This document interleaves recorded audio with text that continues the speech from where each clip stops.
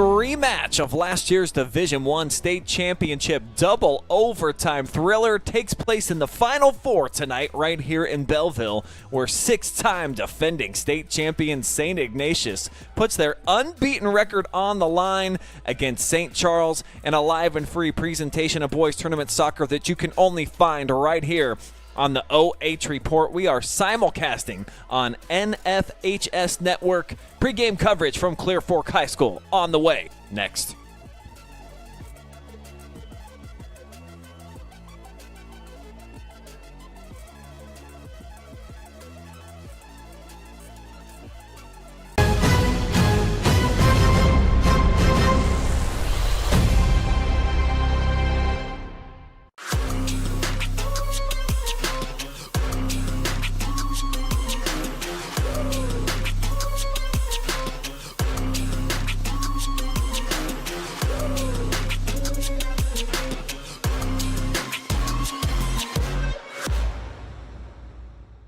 This is Jonathan Langdon. Catch me right here every Thursday for the Block Party presented by Bob and Bob Door Company, your place for volleyball highlights on the OH Report.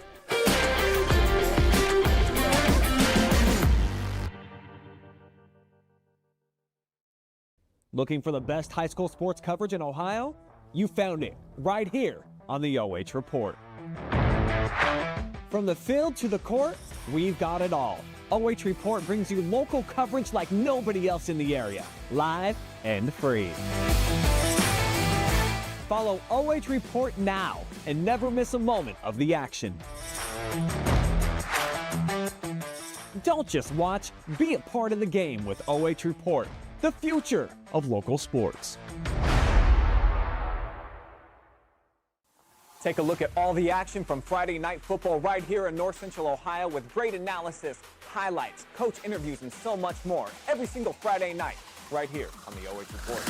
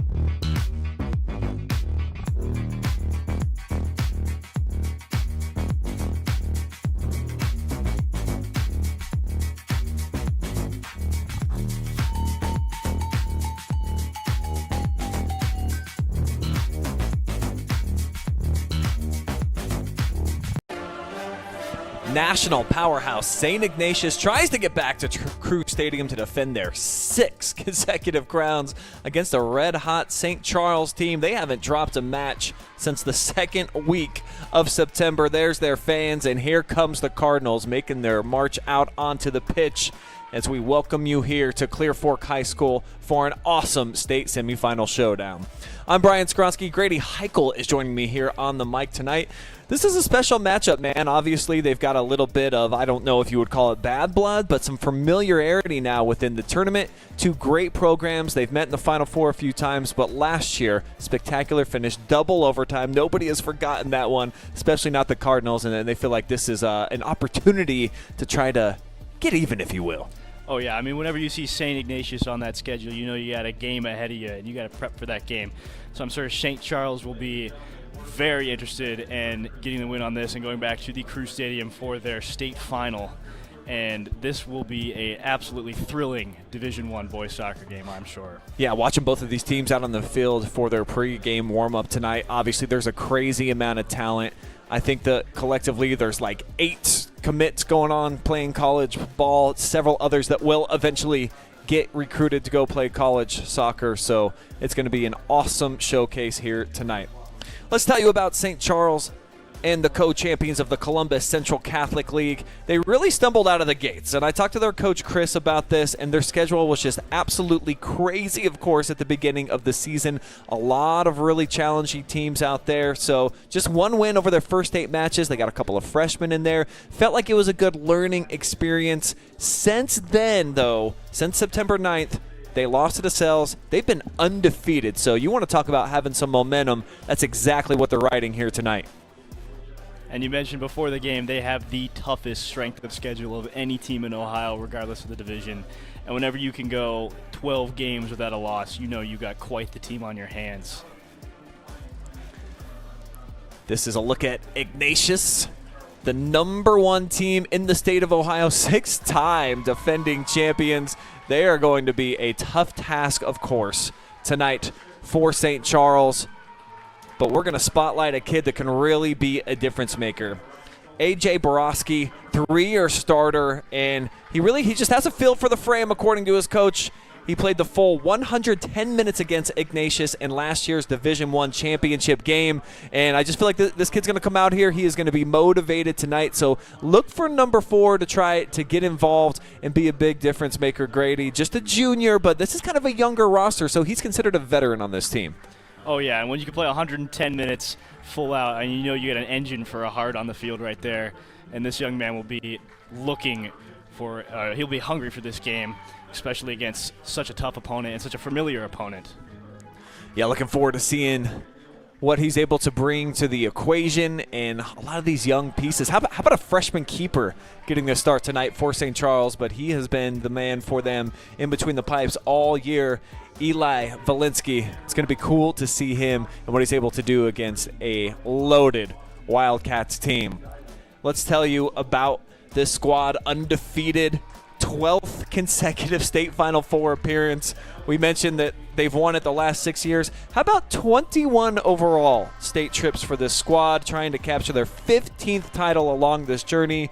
No other boys soccer program in Ohio quite has the cachet. When you hear St. Ignatius, typically you think boys soccer, and this is a team loaded from top to bottom. Several kids are going to be playing at the D1 level next year. Oh, yeah. I mean, whenever you think about the best Division I boys soccer teams or the best boys soccer teams in Ohio or in the nation, St. Ignatius has got to be up there in consideration.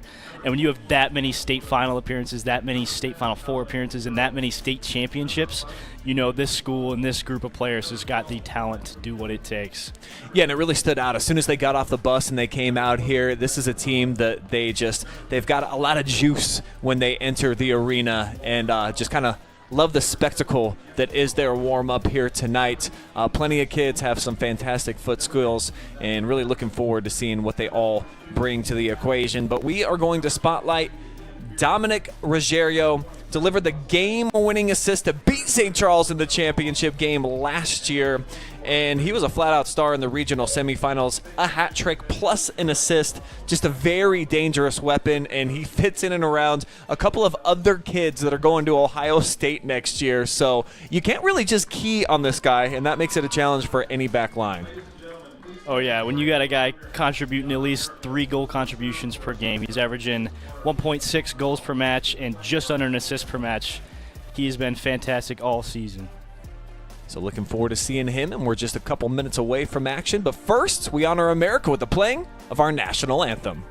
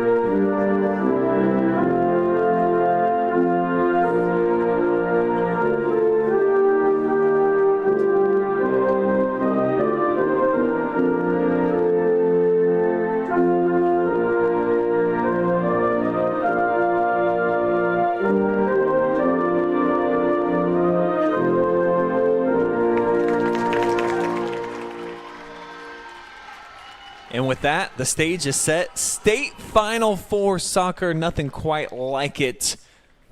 One win away from making the ultimate grand stage, of course, in Ohio high school soccer. So there is plenty on the line here tonight, Mr. Heichel. And you can just feel it. It's palpable. Both of these teams, they feel like they have what it takes to get it done. Two of the very best in Ohio. This should be an awesome game. Oh, yeah. When you get into tournament season, I mean, it's basically an entirely separate season from your regular in-league, conference, those normal games. And when you got this far into your second season, I mean, you have absolutely nothing to lose. You got one more game if you don't win and two more games if you win, so you have no reason not to give absolutely everything you have. Cardinals huddling up for the final time here as a team before they take the field against the number 2 team in the nation, according to the coaches' polls. And for them to get the win tonight, Grady, I got a couple keys to victory for you. Just feel like they really have to be aggressive within the midfield because the top guys on the other side are midfielders. You can't let them come out, dominate the ball, dominate the action. And for St. Charles, they're a team that has been described by the media as a little bit gimmicky on their free kicks, on their corner kicks. So you got to find a way probably to score off of a set piece. Oh, yeah. When you control the midfield in the game, you control the entire game. And if St. Charles is able to control the midfield in this game, I'm sure they will have no problem getting it into St. Ignatius' attack. And on the flip side for the Wildcats, it's all about that ball control. So dominating the midfield. So kind of a head-to-head here. Really whoever wins there, that possession and that attack, I think is going to have a great opportunity to move on. And then this is a very senior-laden bunch. They've got some fantastic captains on the team too. So if they step up, if they play really well tonight and their stars shine like we all anticipate that they will, no one's been able to beat this Wildcats team yet so far this season, and probably St. Charles won't tonight if those players can do what they need to. Yeah, when you get a team going undefeated this far in the season, I mean, you know they know how to play. And if they are able to control this game, control possession, you know how they want to work it through the middle, they will have a field day out tonight on this pitch. That's going to wrap up our pre-game coverage as we are all set here for state semifinal action. We are on OH Report, Facebook, and YouTube, 100% live and free tonight. We are also simulcasting on the NFHS network. If you want to drop us a comment, Grady and I are able to respond to you guys throughout the course of the action, so make sure that you have your voice be heard. And always love to find out who is watching from the farthest away. Let us know exactly how you're tuning in tonight. We had a couple people down in the southern region that were the winners last night. So nobody watching on the West Coast had at least admitted to it. And then the previous night, we had international viewership. Wow. So pretty cool. Always love hearing from you guys. So make sure that you hit us up down in the comment section throughout the course of the game. OH Report Facebook, BS Media Productions Facebook, and then our main YouTube channel.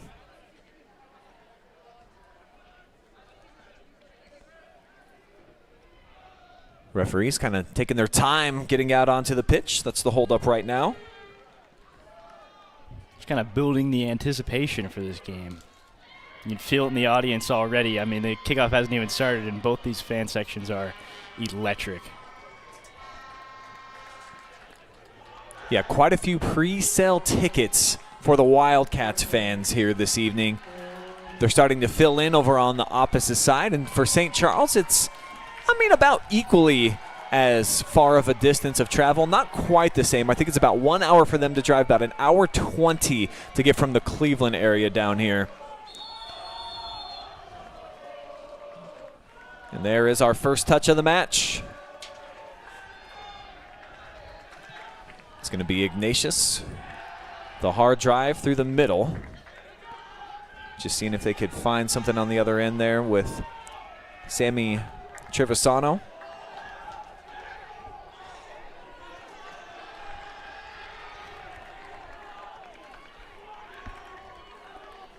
Have a throw-in coming up here soon. It's Ignatius' ball. They're in the all-white uniforms tonight. St. Charles in the all-black with the red trim. And that'll be our first whistle and a foul here against the Cardinals. I tell you what, when you got these away games at these neutral sites where you have to drive an hour, hour plus, you build so much like anxious energy when you're on that bus, just getting ready for the game. You know, you're thinking about it, you're preparing for it. So when you finally get on the field, there's so much energy, and that often does result in a lot of early fouls. We'll see how these teams deal with that energy here.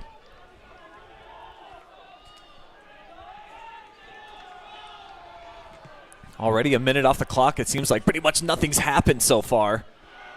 This one gets lobbed out near midfield.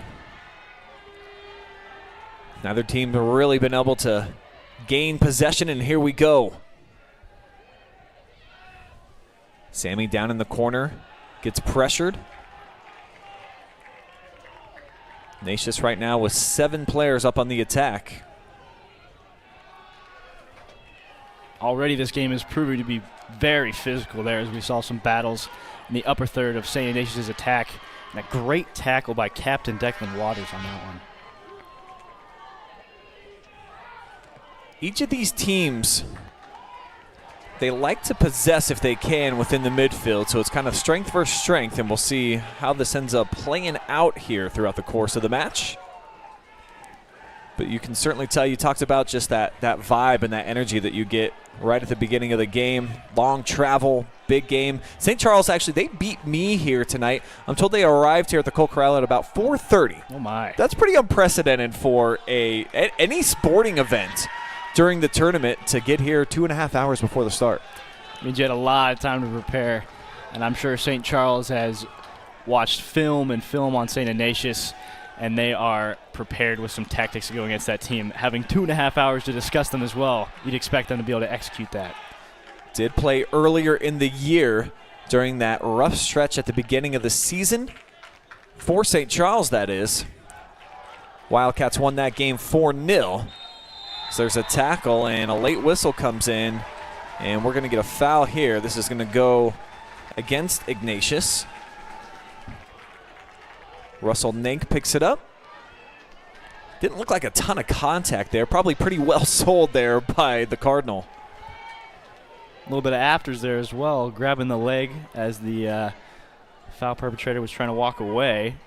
This will be the first dangerous set piece of the game. We talked about St. Charles does like to capitalize on these set pieces. A little bit of a finicky set piece team they've been described to be. So it'll be interesting to see what they're cooking up on this one.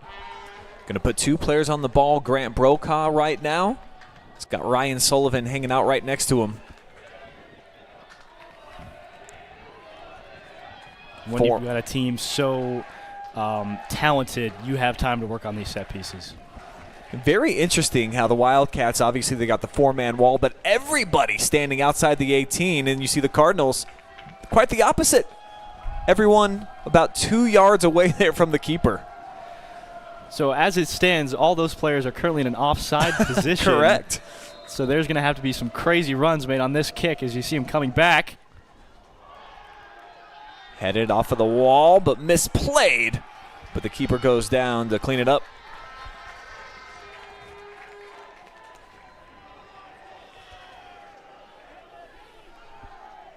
A little bit of gamesmanship right here. Johnny Malloy, the starting keeper for the Wildcats. Always good to get your hands on the ball early. Just kind of get a feel of how the game's going to go. And when you can get your hands on the ball and just claim just a simple ball like that one, it really gives you the energy and it gives you like the mentality and the focus you need to go through.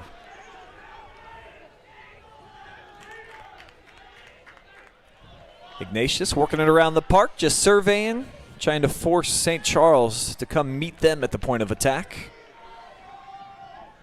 This one blistered through the middle. Trying to find Ruggerio there on the other end. Now Ince Lovelance involved, a turnover, and it's going to be creamed out of there at the other end here by St. Charles, make its way all the way into the box. Often when you get 2 teams that like to possess as much as both these 2 teams do in the middle, sometimes neither team does, and it just ends up being a bit of a kickball game, and that's what we're seeing so far. St. Ignatius able to possess in their back, but have not been able to confidently possess in the middle as of yet. Still very early in this contest. Just 4.5 minutes off the clock. No true shot attempts just yet.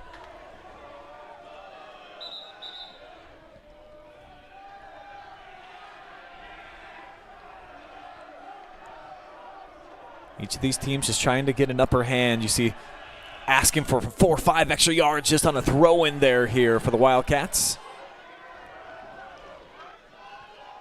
Great pressure here. Zamani Mason, just love the motor, the engine that he's been playing with so far here early. Slick turn to the outside, even better defense though. It's going to be taken away by Anthony Ruggerio. So St. Ignatius' back line seem extremely confident on the ball. Running into some problems though. This is Ruggerio, loses it. And this is played down the far sideline. Ended up staying inbounds actually. Looked like Yeoman might just try to push it out. And that'll be a Wildcat throw. So far, every 50-50 contest, no matter where it is on the pitch, has been an absolute dogfight to try to win that ball. Second foul here against St. Charles. Heavy tackle coming from the backside for the right winger. And a free kick coming up. And how about Anthony just asking for the crowd to get involved, and Wildcat Nation starting to pack in. Now you see the student section and the overflow there on that first level. That's what tournament soccer is all about. And typically when you see St. Ignatius at this type of round in the tournament, I saw them in basketball last year, they fill out, man. They come and they support.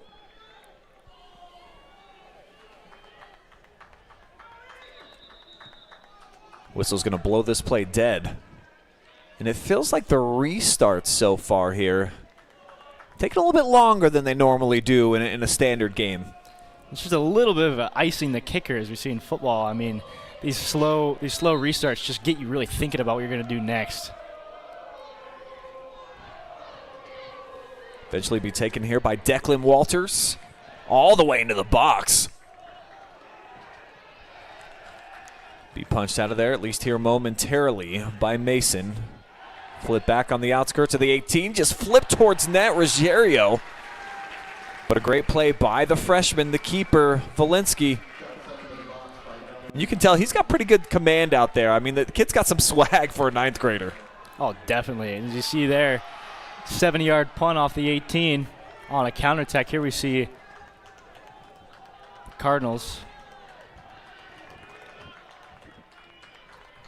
Had something brewing, it felt like. But that back line for the Wildcats, I mean, just such a great veteran group. I think that's going to be a theme we're going to see with a keeper with a boot like that. And St. Ignatius likes to push so many players up in the attack. If St. Charles is able to get that counterattack going, they will have the advantage in numbers in their attacking third.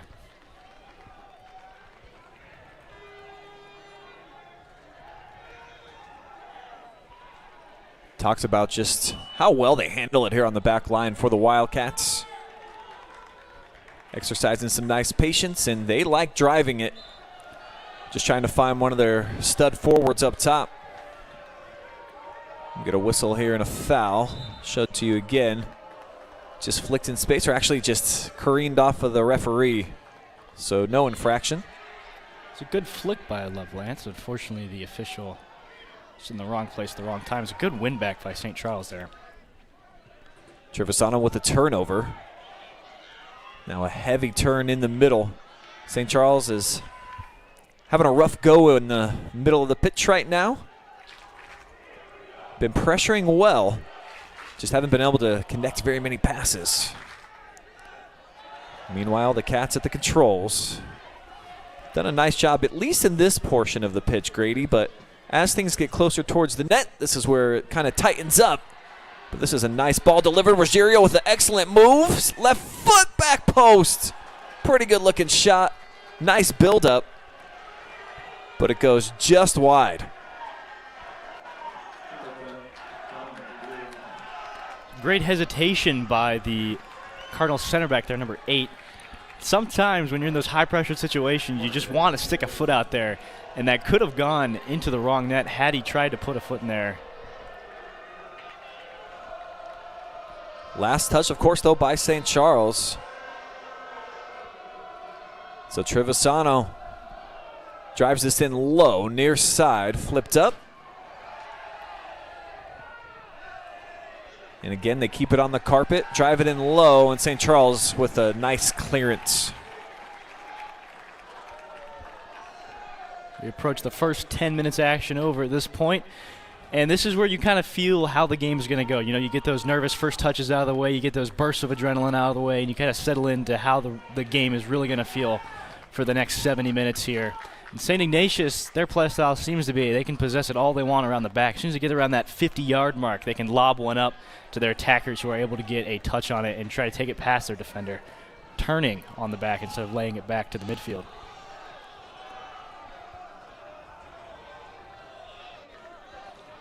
Just working it side to side right here. Walters on the ball. And he'll zip this one up top. Back to the goal, but a good looking turn here. St. Charles flowing right now with the Cats. They're going to try to make it tough here in this portion of the park. They do again. Driven out of play, be a throw-in coming up deep in St. Ignatius territory.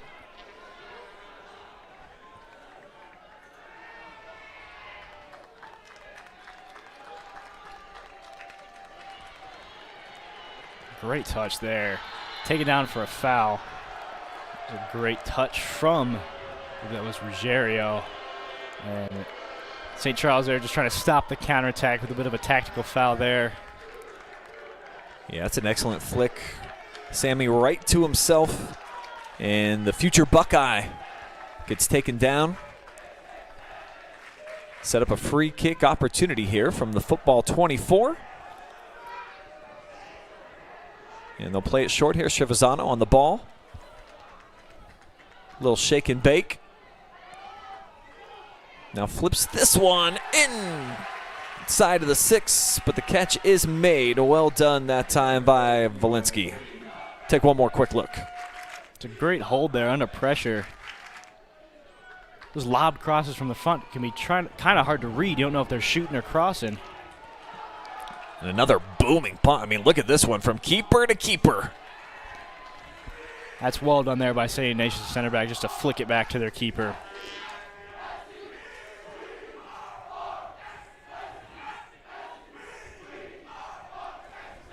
St. Charles got a little chant going on down here. And how about their student section? They have started to fill the bill out here.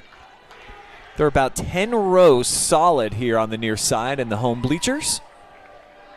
So the environment seems like it's picking up more and more here with each passing minute. Highly anticipated match. Two teams that met at Crew Stadium last year. Only one will advance this season in 2025. Oh, a good looking turn here. Thornton battling. And it's going to be deflected, a potential chance, but it'll squirt out to the perimeter.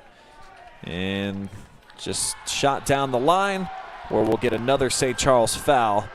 Let's show this to you from about 10 seconds ago. Really thought that this could be devastating, but you got to credit Joe Maurer just getting in there, cutting him off, not allowing anything to happen out of it. Declan Waters has been so solid playing out of the back, maybe a little bit too confident there, held the ball at his feet for a little longer than you'd expect. And St. Charles is playing a very high line. They were letting St. Ignatius possess in the back, but they had 5 of their attacking players up at the 30 pressing St. Ignatius' back line here very early.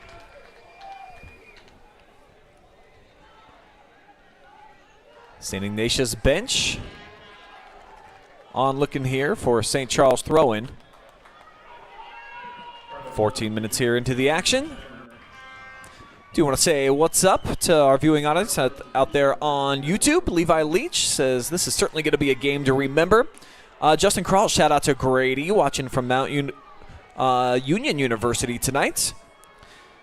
And TGC9 says the last team to beat Ignatius in the playoffs was Medina way back in 2018. It has been a while.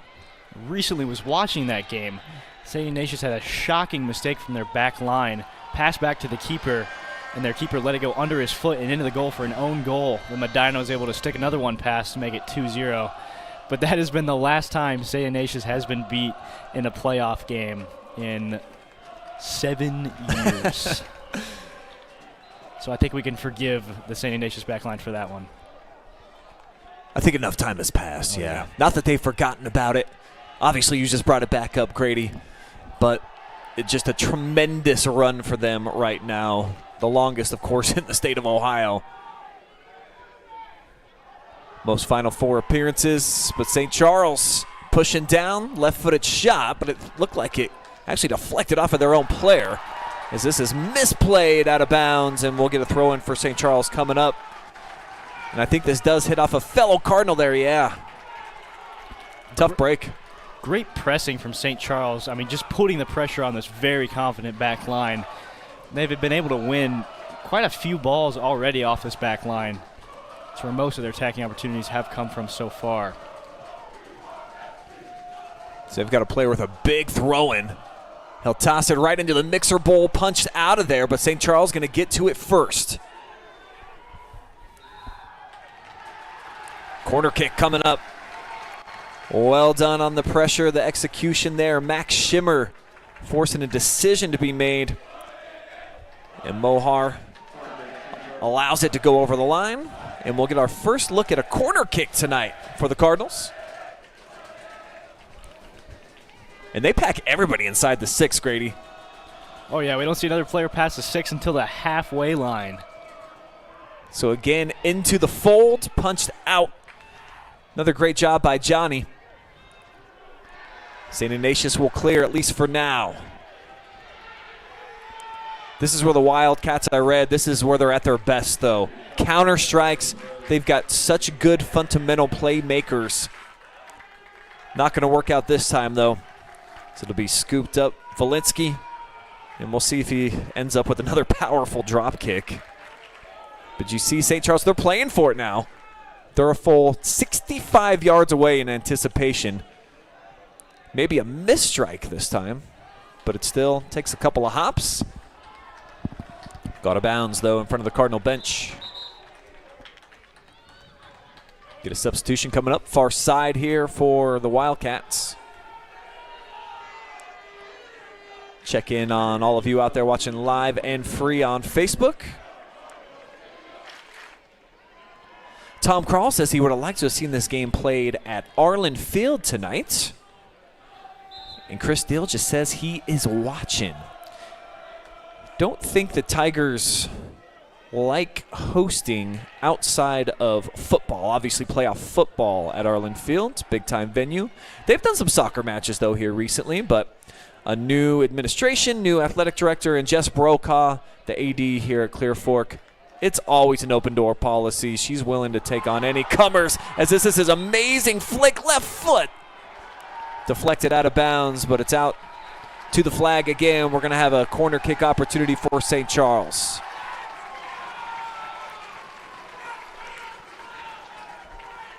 Second look. Love the build-up here, Grady, and seeing some good stuff here from Thomas Thornton.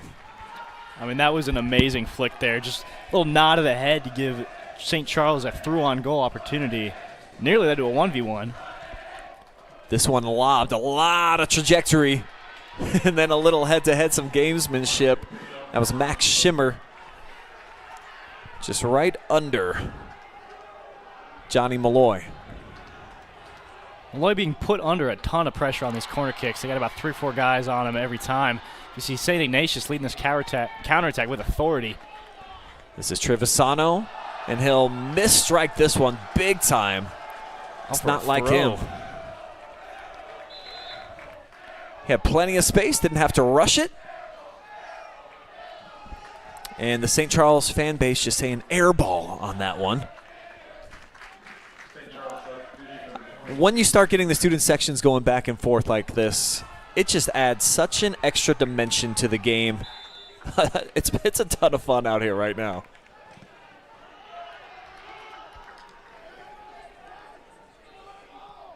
Two big-time programs, a lot of tradition.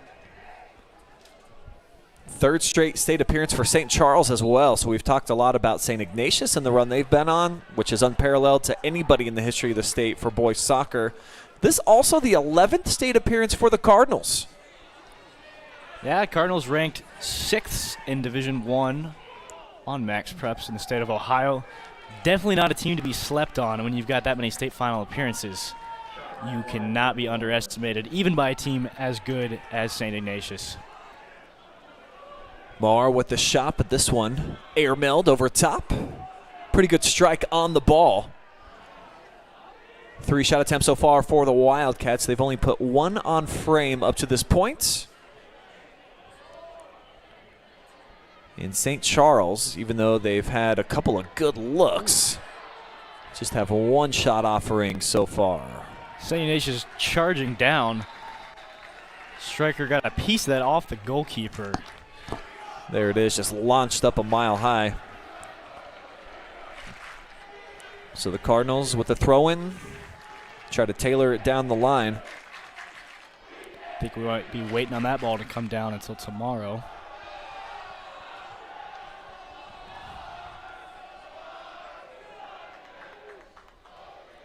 This one out of the sky here by St. Charles, but goes right out of bounds.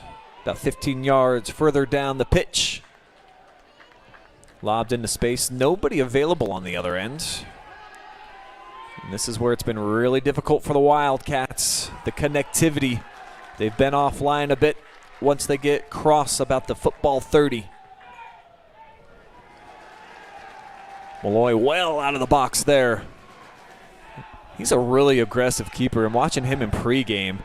I mean, that kid, he was just in 6th gear the entire time. Non-stop energy. So he's been all over so far on that back line tonight. I see St. Charles taking advantage of just that smallest hole in transition on the pressing from St. Ignatius. Their forwards didn't quite catch up with their midfield, and St. Charles able to take advantage of that as we see St. Charles on the attack there. Just trying to drive through. Extra help here from Ince Lovelance. And the Cardinals will learn a throw-in. Those small gaps there you saw on the St. Ignatius 30-yard line there, where you just get that small gap in the midfield and able to take 2 or 3 touches forward. St. Charles are going to have to take advantage of every opportunity they get like that in order to get this ball up the field against a high-pressing St. Ignatius. Both teams have actually been very high-pressing on their attacks. This one like a laser beam into the box. Slotted out by Lovelance. And this is a pretty good find, turning upfield. There goes Sammy. Flip it into the middle of the park, and a break by the freshman keeper comes at the exact right moment. Valinsky again with a nice read. Tell you what, though, you give Trevisano any type of space, and he's going to do a few step-overs, and he is blowing past some of these St. Charles wingbacks. Here's Ruggerio now. Lays it off, right back to him. Little deflection off the charge. Some conflicts. And no shot attempt here by the Wildcats. As Millar sells that one. They'll set up with the free kick coming up here near midfield. Max Schimmers there will pick up the foul. A little bit of afters on that shield out of play. Senior Walters on the ball. And one of the captains gives it a pretty good lick. Left side of the box headed out. Looked like maybe a dangerous play. Ali Valinsky caught in a little bit of no man's land there on that cross. Wasn't punished for that particular one. Now Ince Lovelance just trying to blow by the defense. And it'll race out. Goal kick coming up. St. Charles looking to make a pair of substitutions now. See Sam Lofthouse back out onto the pitch. He's going to be joined by Zamari Mason. So we're about 16 minutes to go here, half number 1.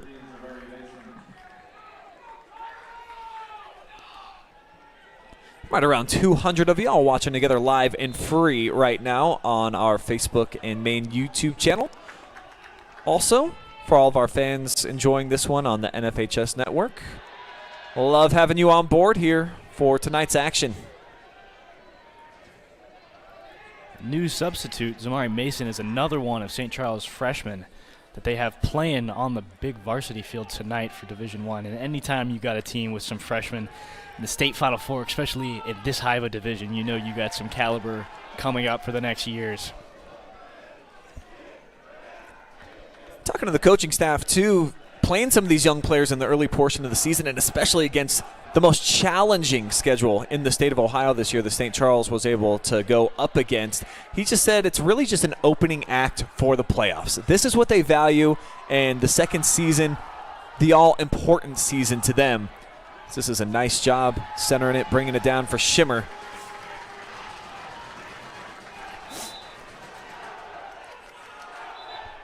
And we'll get another chance for kind of it's like a quasi set piece here just as well, as they have two different players that have excellent throws here for St. Charles. Anytime you got that Rory DeLapp caliber throw on any team, you know, it's just so dangerous for the opposition defense. You knowing if you clear it out the side when it's coming back towards your goal, it's basically the same as giving away a corner. See how they elect to play this one. It was a fireball last opportunity, opposite side. Malloy had to make the save. If the ball does go in straight from a throw, I believe it is a goal kick. Is it an indirect set piece? Great catch there from Malloy. It's a fantastic read, and just rips this one out to the midfield, and here goes Sammy Trevisano. Dealing. Ruggerio, little bit of a heavy touch, got out in front. But you see just how quick they can be. Lethal on that counter strike. Doesn't take much. Tag team of Trevisano and Ruggerio, I mean, they both lead in goals and assists individually for their own team. Ruggerio with 30 goals, Trevisano with 21, and Trevisano leads the team in assists with 20. Ruggerio with 16 on the season. And that is just an absolute catalog of goal contributions between the both of them.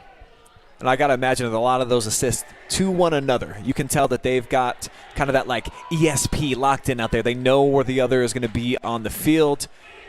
It's been a thing of beauty to watch so far, but not a lot of offense to show for it. St. Charles has defended quite admirably here against this Wildcats team. Pretty high scoring so far this season. Great reverse step over from number 9 on St. Ignatius. Just letting the ball go through his legs, able to run onto it like that. Seals it with a drop of the shoulder as well. Easy to handle here for Walensky.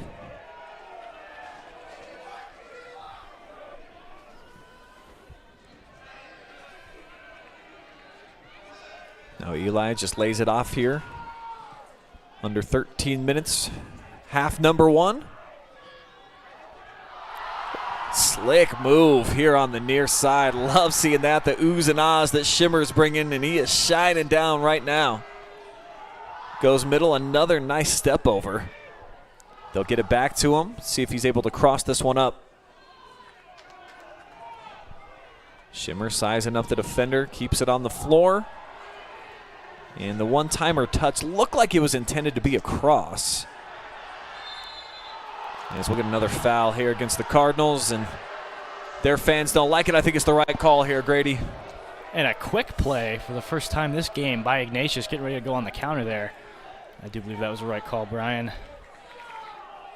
And as we get to the point now in the game where the restarts are getting quicker and quicker, the defense have got to be on their toes, ready for that long ball straight after the whistle's blown. The only rule for those set pieces is the ball has to be stopped. If you take it quick enough, you do not have to wait for the referee to tell you to go. Kind of a lost handle here as Trevisano tried to break away left side.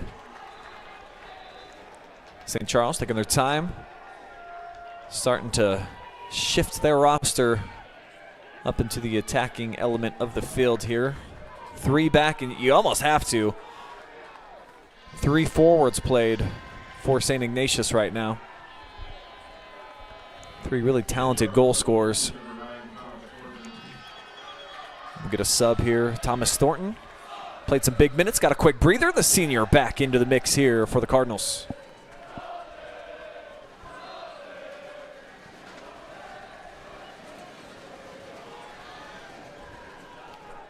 Big throw, just trying to shield off the defense. Shimmer slides and can't keep it in the field of play. Absolute monster throw. Threw that from the football 40, landed in the 18 of this field. And the way that was played, it looked like by design too. You see Thornton, he's got the flick, got Shimmer fading in right behind him. So when you've got a guy that can throw the ball like that out of the boundary, I think that that's something they've probably practiced and they've been working on. Oh, definitely. I mean, it's basically a free kick from halfway on, nearly a guaranteed way to get into the box. Ruggerio with the turn, shot fired, but the missile will go out of bounds, far side. St. Charles playing it like they didn't touch it. Referees agree. So kind of a mishit perhaps for Ruggerio, unless he was expecting someone to make a hard charge on the opposite end. Meanwhile, this one's going to get broken up.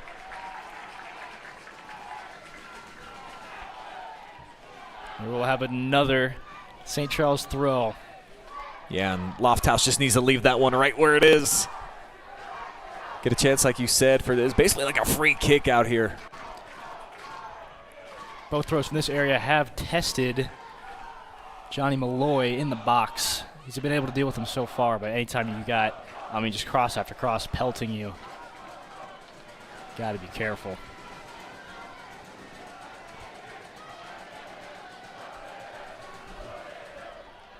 Another laser beam in near post, headed up by the Wildcats. And this will be taken out of there. Miedenbauer. St. Charles maintains possession. But the Wildcats, again, they win it out of the sky. So a couple important headers here for the Cats. This will take several hops in the field of play and go out of bounds over by the St. Ignatius bench. Shockingly just out of range for St. Charles' long throw.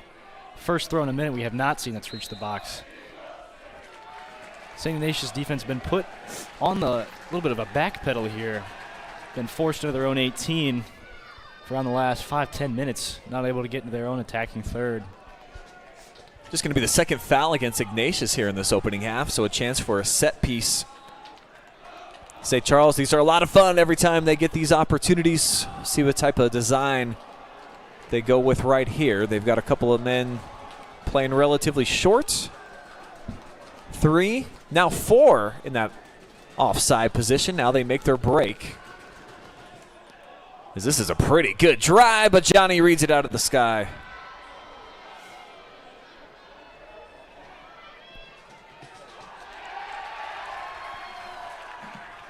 Throw in a fast one as well. Be laid back to the keeper.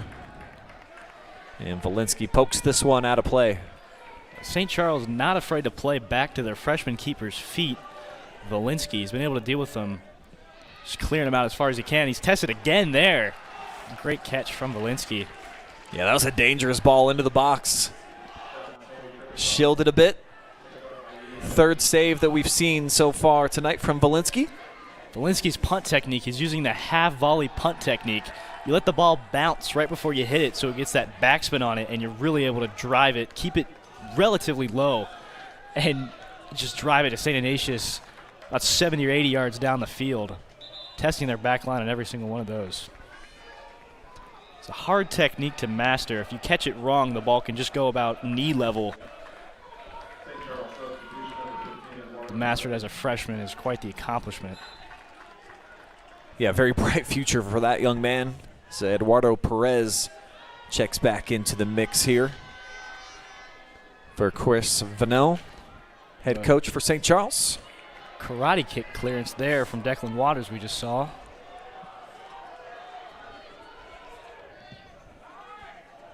This one blasted. He's trying to flip the field. Cats headed out of there. Battle in the middle of the park. And St. Charles, they're able to collect. Great win by Mason Taylor. Just pressing on the back.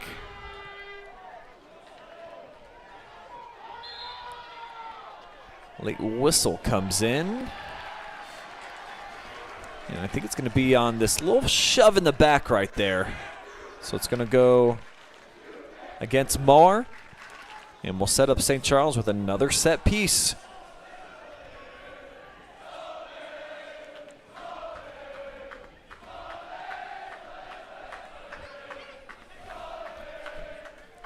Going into these last 5 minutes here, I've not seen a incredibly dangerous scoring opportunity as of yet. Both keepers have been tested.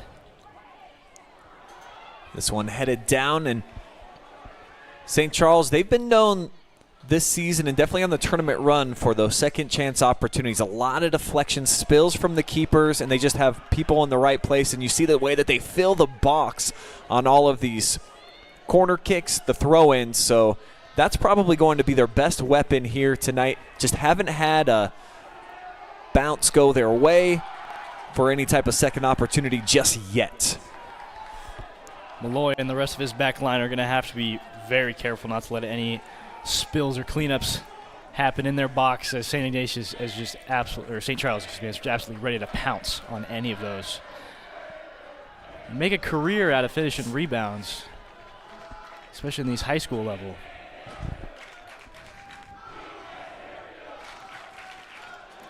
Clock fading down to about 4 minutes to go here before we reach the halftime break.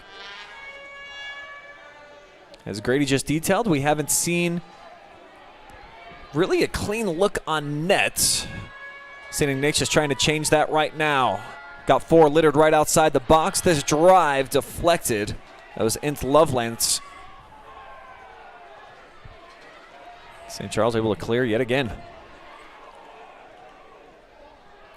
Great block there from Brokaw, I believe. Took it on the back.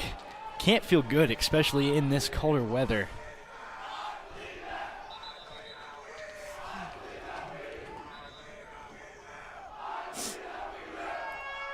St. Charles fans letting everybody know they believe they are going to win here tonight, Grady. We'll say St. Charles fan base has been absolutely electric all night. See a couple of kids in suits down there, too. It's bringing a lot of positive juju. See if they can lead their team to a goal here. Nice step, cleaned up out of bounds by Walters. Looks like we're going to get another sub here on this near side for St. Charles. Wildcats have not really gone to their bench much so far. This will be Mason getting back out onto the field. Sophomores played a ton of minutes so far. It's a much different looking lineup for Ignatius. Mostly seniors on the pitch. Got to wait your turn with this program. With the reputation St. Ignatius has in this state, I mean, if you are looking for boys soccer, this is the high school to go to. So because of that, they just get wave after wave of incredible players. Goal kick is going to be the call. A.J. Boiarsky didn't think that that was potentially the right one. But the AR about a foot away right there had the cleanest look in the park. Haven't mentioned it yet. Do have quite a fair amount of wind tonight on the pitch. Can affect some of those long balls as we've seen St. Ignatius try to play. Make it a little bit more difficult for both teams to read the trajectory. So we see quite the battle happening in the midfield there. Yeah, the wind has shifted a little bit throughout the course of the night, but at this moment, It's at the back here of St. Charles. Looking to get on the attack as this is lofted by Perez. A little bit out of the range.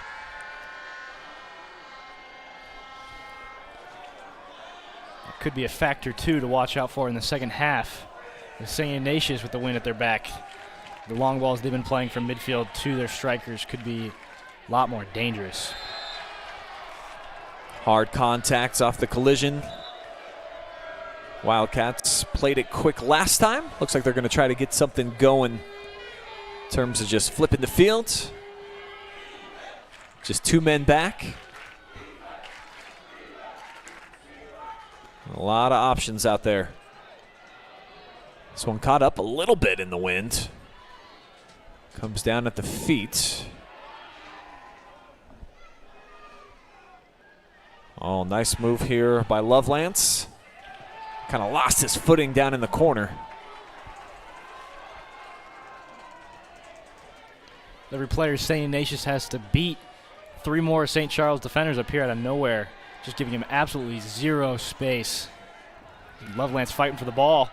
Now Trevisano dancing in traffic. Down to the final 10 seconds. Looks like St. Charles is going to avoid a Wildcat shot. As that will take us into the break. The first 40 in the books. Not a ton of offense to be seen, but a lot of fun play out here in an absolutely electric environment tonight in Bellville. We'll have your first half stats coming up here in just a moment. Grady and I will check in on some scores going down around the state. One other game live and free on the OH Report tonight. We've got Bay and Wyoming going head-to-head in a Division 4 matchup. I'll have a score on that one as well. Plus, of course, your next 40 minutes of action here at the Colt Corral. We'll be back live and free after a quick timeout.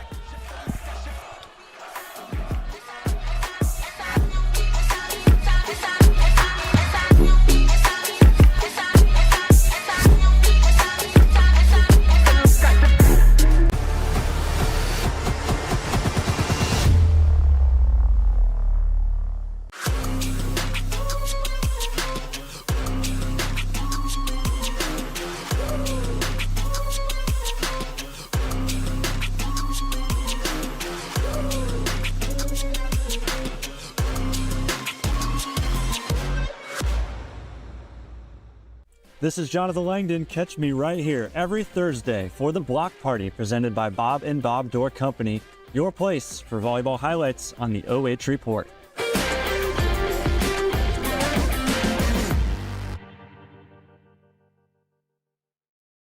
Looking for the best high school sports coverage in Ohio? You found it right here on the OH Report.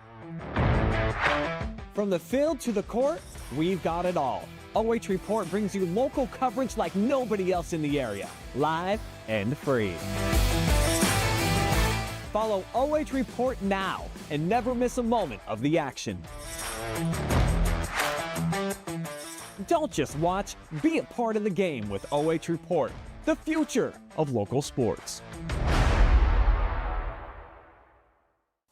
Take a look at all the action from Friday Night Football right here in North Central Ohio with great analysis, highlights, coach interviews, and so much more every single Friday night right here on the OH Report.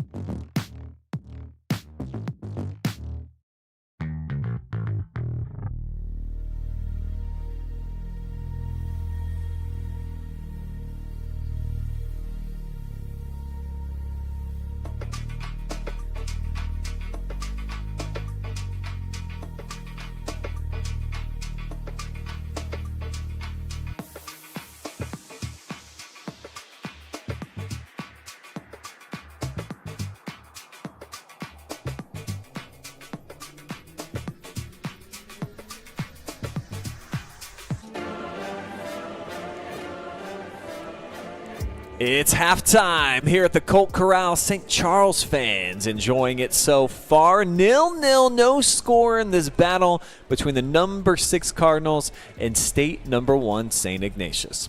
I am Brian Skowronski, Grady Heichel, my sidekick here tonight.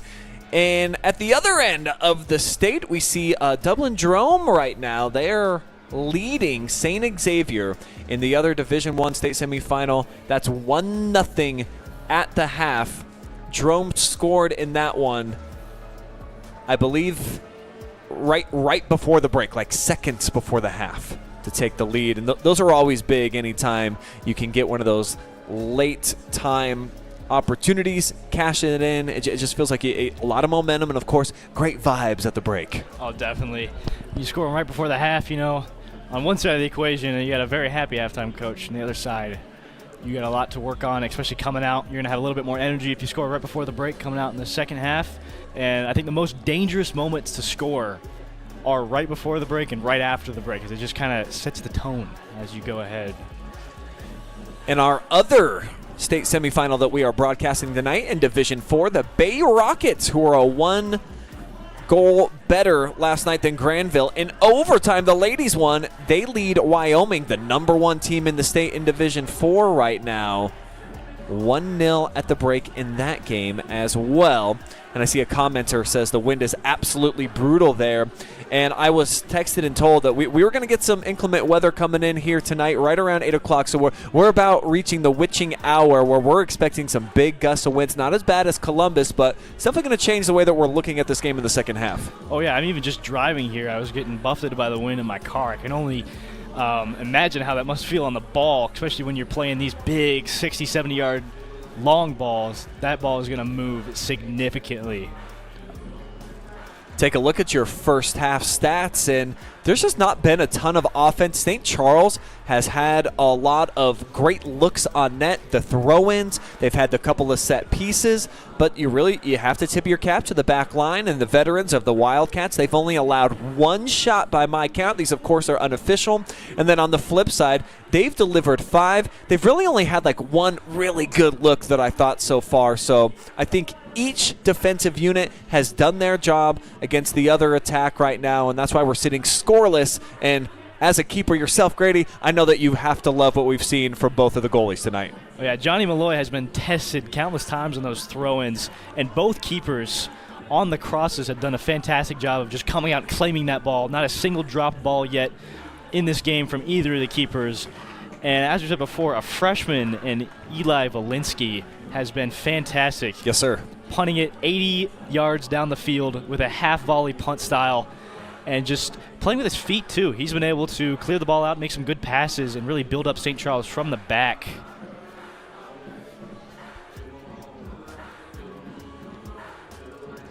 One more look here at the student section that has been formulating here for the Cardinals. Really well represented, and got to give some love to the Ignatius fans over on the other side, too.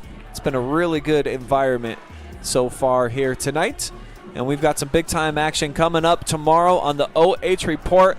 We will have Jonathan and Travis. They're going down to Dayton. We will have 3 broadcasts for you guys to tune into. Very excited about that. OH Report has 4 teams still competing in the state volleyball championships.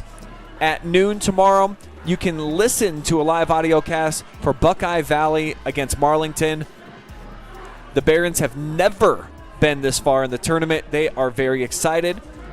At 6 p.m., Russie versus Monroeville. The Lady Eagles are there all the time. They're taking on the number 4 team in the state. Again, that'll be live with an audio cast. And then the nightcap at 8 p.m., Tiffin Calvert, undefeated. They've only been beat in 2 sets all year.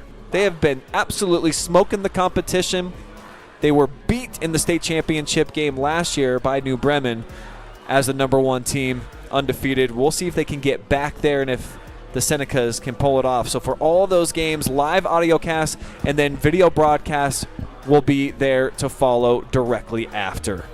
So a lot of great stuff coming up tomorrow on the OH Report. And then Football Friday, you already know, we'll have 8 broadcasts for you guys, 2 different highlights, and then we'll have the Friday Night Pigskin right after at about 11:30 that recaps everything. So this is just a great time to be alive in high school sports right here in the great Buckeye State, Grady. What a time. And you can find it all live and free on the OH Report. Pretty fun first half. What's kind of your takeaway from both ends here, just as far as strategies, game plays? Do you feel like anybody needs to make any type of adjustments here as we get ready for the second 40-minute session? I think St. Ignatius may have already made their adjustment. Their style going in first 10 minutes of the first half was to play that long ball from about 50 yards and have one of their three forwards chest it down and try to turn and shoot. However, I think they noticed the wind was really against them. That is changing this half, so yes, sir. I think they might bring that style back. And St. Charles, playing off the set piece, as we expected from them, playing off the throw-ins, have been pressing extremely high on St. Ignatius. When you do that, you oftentimes run out of gas as you get later in the game. So it'll be interesting to see how teams press the other's back line in this half, if it'll be as high caliber and high energy as it was in the first. Saw St. Charles in that first half. I believe they went 4 deep off of the bench. Ignatius just 1 sub by my count. So what type of factor that has by the end of the game? Probably not much. By this point in the season, you're pretty well conditioned. It's cool temperatures out here, but not so cold that it is a big impact. We're still in the 40s tonight. Just a gorgeous night here in the Valley for some state semifinal soccer. Couldn't ask for a better matchup either. I think for both of these teams, they probably kind of wish they could be on a collision course to meet again at Columbus Crew Stadium. Only one will survive and advance. And it would have been a tough matchup with Dublin Drome, who's ranked number 2 right now in the state, had that been the opponent for St. Charles. I believe Drome beat them during the regular season in their head-to-head. Jerome has an incredibly difficult schedule as well. Pretty similar numbers-wise to St. Charles, I do believe. Here we go with the second half. Cardinals going to be going left to right now on your screen. Already we saw a little bit of wind there with that opening play. The backspin on that ball actually went the other way before it hit the ground. And I can see it here on the football goalpost. Oh, really crafty play in the setup in front. And the sophomore, boy, look, the wind kind of carried that one too up and over the top there with the first shot attempt from Mason. It was a great back heel flick to start off that play. And then a ripper of a shot. Number 13. Just the second shot tonight for the Cardinals. Going to win this one out of the air. 50-50 up for grabs. Now played here by Ince Lovelance. Back to him, surveying, ball at his feet.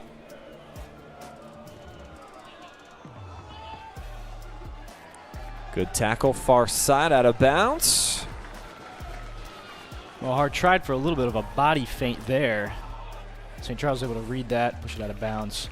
The thing I will say is when you have the players that are so conditioned, I mean, they're training on their own, I'm sure, before the season starts, is in that preseason section when you are usually worried about conditioning and worried about cutting and worried about everything you're going to do with your team. These teams are already hardcore training set pieces as we see a great ball from St. Ignatius. And Ruggerio's able to deliver. One shot, one kill. Wildcats take the lead. Less than 2 minutes here into the second half. Unbelievable ball right on the money to find the senior 31st goal of the season. What a ball to start off that play. And there was that long ball we talked about in the halftime report from St. Ignatius, bringing it back, just lofting it over the top of St. Charles' back line, falling beautifully to Ruggerio's foot, who's able to just touch it and put it in that bottom left corner. Yeah, look at how perfect. This just lays right over the top of the defense. He makes his break, not offsides according to the AR, goes near post, no opportunity that time for Valinsky. What a touch on that one. I mean, just snagged it out the air with his right foot like a trap door. Beautiful execution. And the number 1 team in the state, number 2 in the nation, They look like it right there, fresh out of the gates here in the second half. Special type of finish. And I don't think that Ruggerio is committed anywhere, at least talking to the broadcast crew from St. Ignatius. Plenty of players be playing at the second level, and I would think that he would want to, an international club participant as well. He might be committed after this game, especially after that finish we just saw from him there. We'll check this out one more time. This might be more about the pass than it is the finish, but this is pretty good.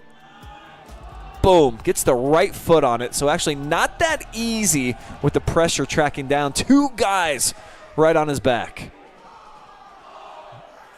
Just sliding in there, trying to get that final touch on it.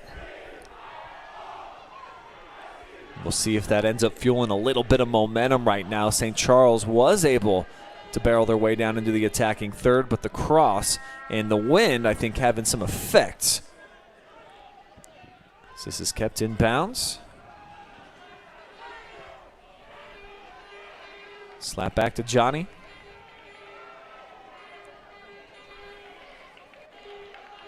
Back line.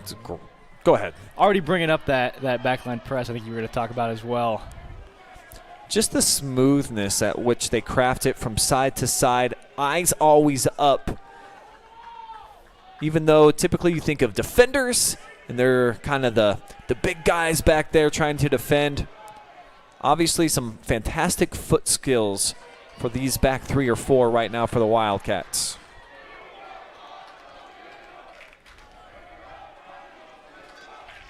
See if we get any high pressure coming. Kind of a miss hit. I think it hit right off of Bryce Ince Lovelance. Might have cracked him in the cheek. He's trying to shake it off. That one will sting, especially when you got the wind biting. I think I missed it with the replay. Let's see. Yeah, this is where I caught it. So the trainer's actually out on the field having a conversation here, so we've got a quick injury timeout. I can dial it back and see exactly what just happened.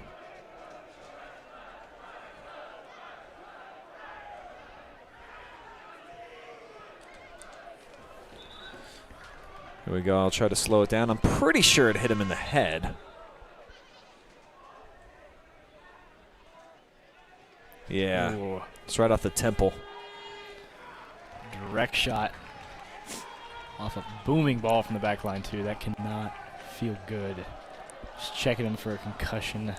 Yeah, and I think the fact that they had to bring out the training staff means that he's going to have to check out at least for a little bit. So a rare sub here for the Wildcats. Bring in James Bartlett. Another member of the class of 2026. That's the bulk majority of the roster here for Ignatius. Only seeing 4 sophomores on St. Ignatius' roster, and that's including their bench. Flicked inbound, St. Charles. Big booming ball to the middle, but it's handled yet again, Walters. And he'll leave it back here for Malloy.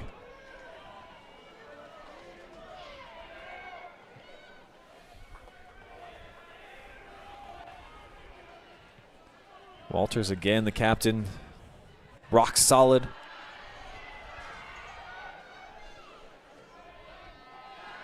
Now a little collision incidental to the referees. It allows the Cardinal to try to get on the breakout here. Here's Mason to the outside, takes on a couple defenders, but walled off. No shot attempt. He's trying to get it to Thomas Thornton. Made a nice run. Good shielding there from Declan Waters just to eliminate all sense of danger from that situation. Love a good, strong center back that can exercise his authority when dealing with those balls.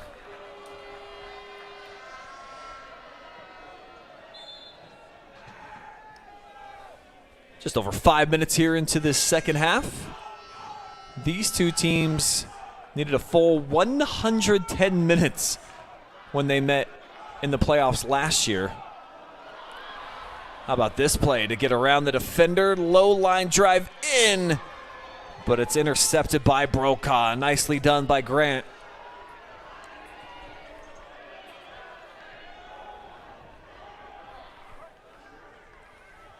Wildcats back in possession. This is where they're just really exceptional. Take their time, work it around. Bit mismeasured though with that pass off the turnover. St. Ignatius, they love to possess when they can, but about every player on the pitch, if given the opportunity, can take on, as we see a bit of a stumble there in the back. Ooh. Going to be a card brought out here. I think we might get a yellow, you're right. Absolutely will be.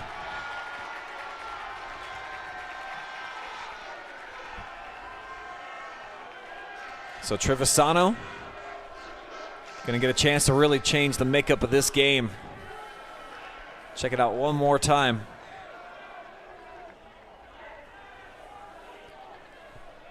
Kind of shoulder to shoulder there, but it's almost like what they call in the NBA with the player getting out in front of the pack, where you restrict their opportunity to go in for a layup. I believe the call on that would be last man, and it could possibly be a clear goal-scoring opportunity for that foul. It seemed like they were both going for the ball pretty evenly there, both of them going down. Referee's choice gave a very dangerous free kick to St. Ignatius, and when you give a free kick to a team of this caliber, it's going to be dangerous.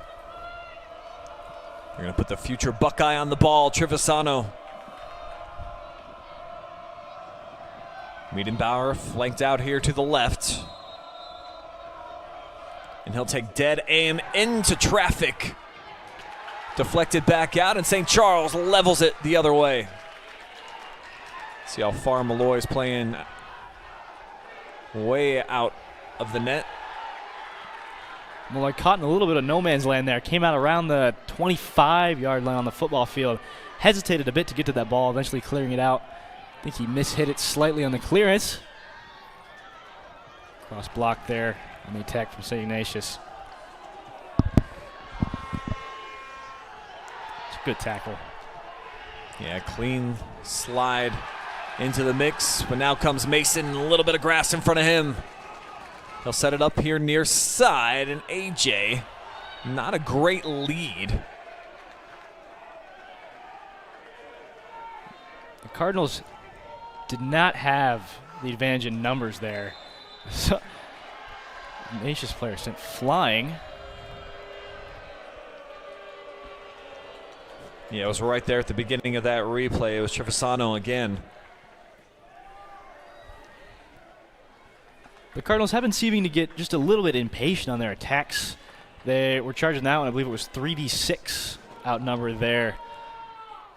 But when you have a team that is playing so far back, as Ignatius are, they are quick to transition back, not trying to lose that lead they've got early in the second half. Do have to take some chances, have to take some mismatched plays.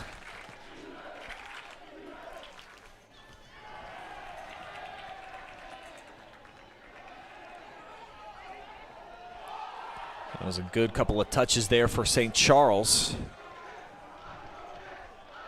Now they're going to be back on the ball. No pressure coming until the deflection. Brokaw was really taking his time, just wanting anybody to give it off to. It's a good layout there from Miedenbauer off the win on that 50-50 ball. Took it off the bottom of the thigh, jumping for that. So we've seen from this game is players just rushing in any chance they can get, jumping or sliding to win the 50-50 ball, just trying to get that last touch on it. That Final Four energy is apparent in this match. And with each passing minute bleeding off of the clock, it's going to probably get a bit more intense out here. Just one goal, the only difference right now. Smooth move, slick feed from Mason Taylor. But that last line of defense for Iggy, they have been solid. See if we get anything here. Shimmer being shielded off. And a whistle comes in. Walters going to get fouled. St. Charles had numbers in that attack for the first time this half. Now they're able to get it past the left wing. It's Ignatius bursting down the middle there. That was Trevisano again. He's got some pace on him. I mean, just taking every opportunity he can get, breaking down their middle. As we talked about in the pregame, St. Ignatius in this half has been dominating the middle and therefore dominating this second half so far. Mason's going to backtrack. Now, good looking find here. Pretty good feed. Knocked out of bounds. That was Mickey Hjolm on the attack. Samari Mason, another freshman for the Cardinals, has been leading most of their attacks down the middle as of yet.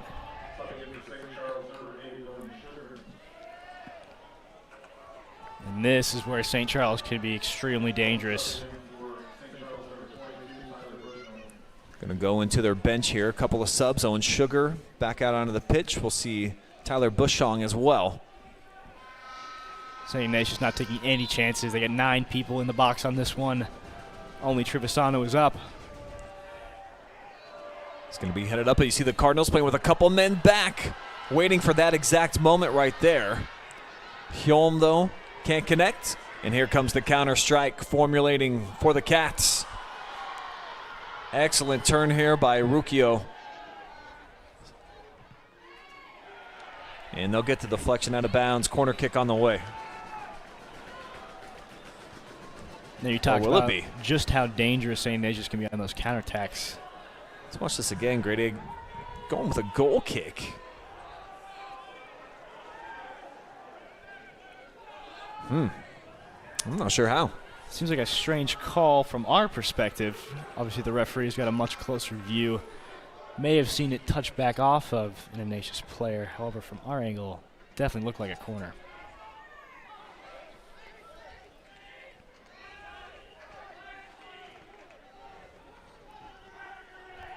It's Lovelands and no rush right there. Now shift fields opposite side now for Moore.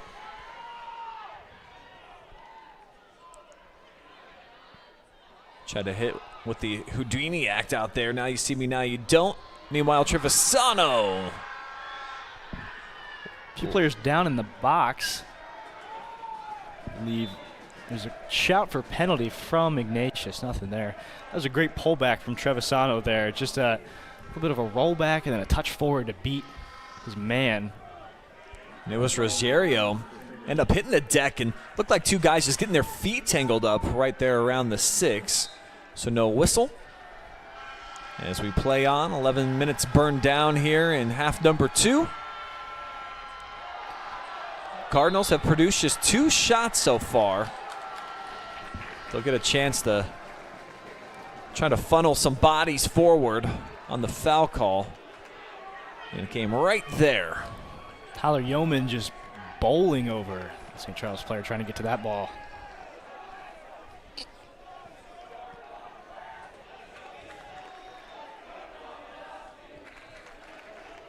Cardinal elects to play short here. Brokaw in space.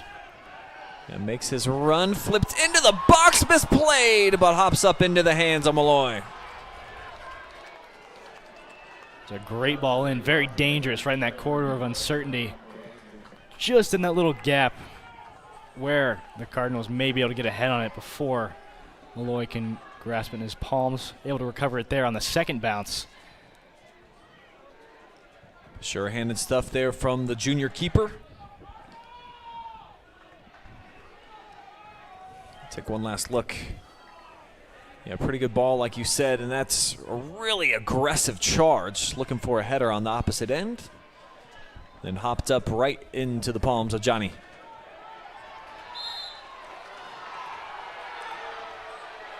Seen a lot of fouls already in this half. That energy. St. Charles with 8 total now. A little bit of green out in front. Now looking to pace towards the touchline. The cross. And go out of bounds. Corner kick.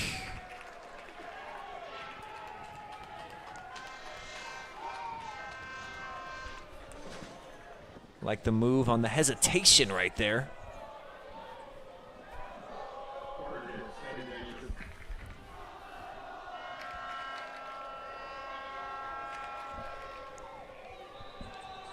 Looks like Iggy's playing with 2 back here near midfield.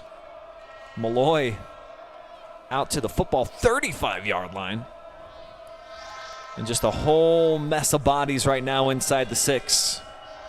Heavy traffic here for the freshman keeper. Clock stopped. Play dead here at the moment. And now they'll resume. Hand is up. Here from the flag. Valinsky just surrounded in there. Pretty good ball. One-timer, a missile, but an electric save. What a reaction save from Valinsky off that half volley there from the top of the box. Slow it down for you. I mean, this is just an absolute ball rifled. I couldn't tell if that hit off of a defender or if it was Valinsky. Now we'll get a foul here against Ignatius. Valinsky is down now. He was caught in a bit of a sandwich there in the box, just surrounded again by 4 to 5 players. It's going to pop up. Here's the look. Yeah, I mean, just absolutely swarmed right there. It's like a whole hive of jackets just coming after him. But he's going to be just fine.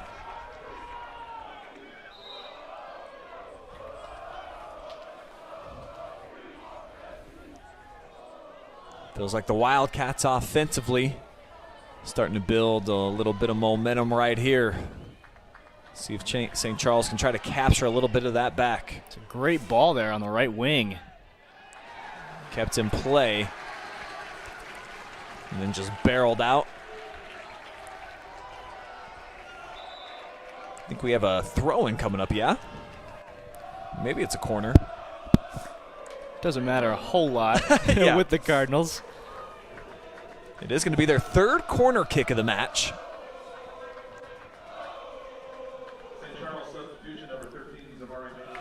And so they're going to get Mason checking back in. Sat for about the last 5 minutes of gameplay. Been enjoying Mason's play style in this game. He's been able to thoroughly take control of the game when he has the ball at his feet. Slotted in there and knocked down immediately. Right at the corner. It was met nicely by Ruako. St. Charles trying to get it right back into the mixer. Still got some bodies up. 3 straight headers. Now volleyed here near side. The chase. And a foul against Ince Loveland.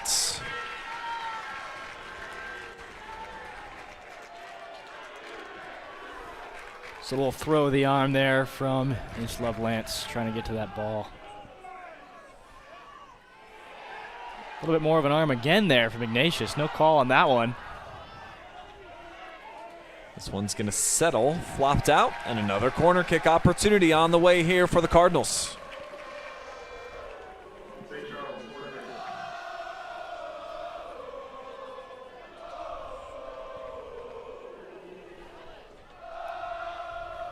See if they go with that same style. Tried to play it near post with a lot of pace last time. This time a bit more into the middle, and the header flares wide. Just the 3rd shot for the Cardinals. Pretty Great good look. Ball. And then a cracking header there. The top of the 6. It's flying through that crowd. One of the better setups that we've seen so far tonight. So St. Charles starting to gather some momentum. Looking to stay on the march. Reverse it out here near side now. Lobbed back post and headed out of there. Mason was trying to find it on the other end. Now the Wildcats on their heels just a bit. Ooh, big collision. I think we've got a player down for Ignatius. Do we have a foul? Looks like it. Joe Mohar. It's been great so far here tonight. Looked like that was forehead to forehead. The rebound there fell back as well. That was a good run of play from St. Charles there. Had everybody over the halfway line for the first time this half. Controlling possession. 9th foul against the Cardinals so far here tonight. Ignatius has 7. So it's been a very physically played game. And 1 yellow card so far as well.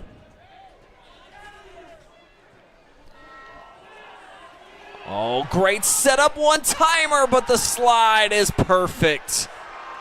Fantastic tackle from Brendan Medenbauer. Absolutely perfectly timed. Referee's going to stop play, so give us a chance. Let's look at this again. Boy, that certainly looked like Boiarsky was going to have an opportunity. One-on-one with the keeper from about 10 yards away. Inch perfect there, coming back from the 6th position on the field to just put a foot in. Stop what would have been a great chance for the Cardinals.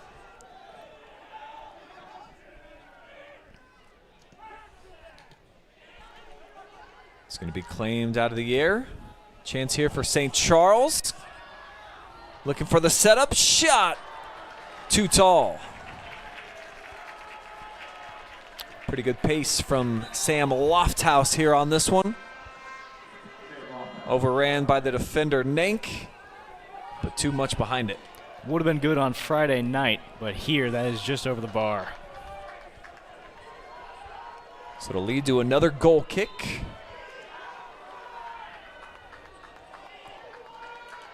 Malloy's played these short more often than not tonight. But the Cardinal really had some nice build-ups here recently. Giveaway in the middle of the pitch. Now carrying Ince Loveloy. We'll see another card here. I do believe, yes. It's a yellow card for 7. Nicky Hulme. Just a hard tackle, pretty aggressive. From the backside as well. Just can't swing like that from the back and expect to get away with it there. So Trevisano's going to get an opportunity from about the football 26. Would take quite the effort here to beat Eli Valinsky from that distance. Assuming he's elect to go for the cross, but you never know with St. Ignatius. Tyler Yeoman just came over, gave him some instruction. He's going to loft this one, bending back towards net. Pretty easy capture there for the keeper. 6 shot on net so far tonight for St. Ignatius. 5 saves for the Frosh.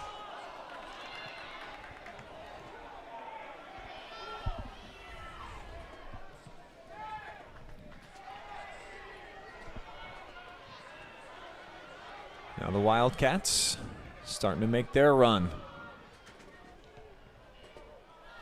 Oh, great friendly bounce here. The setup in the middle settles, but then swatted out.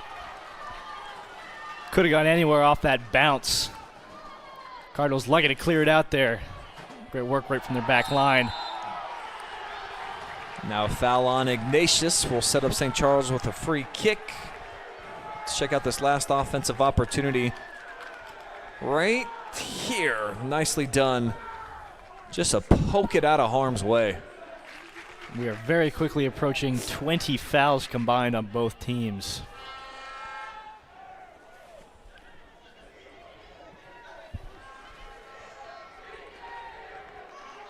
Wildcats packing it in a little bit, anticipating this ball right here. Ignatius catches it first. But another shot Probably the best of the night for the Cardinals. And Johnny Malloy comes up with his second save. Those low-driven ones right in the middle can be tough. Got to get down quick, make sure it doesn't squeak between the legs. Johnny Malloy doing great there just to get a nice front smother on that. Great look from the Cardinals there, just a turn, twist, and shoot. 3 touches, able to bring it down. Get a shot on target. This one's flicks into the hands of the keeper, Walensky. There's another booming punt landing on the football 30. Cardinals have been finding great value here recently in their offensive attack. Mason with the carry. A little bit of pressure from Ruggerio. You see 6 people back from Ignatius immediately off that counterattack. The header's directed back the other way. As Malloy's going to scoop it up. Just dive on top, and let's look at that last great save by him.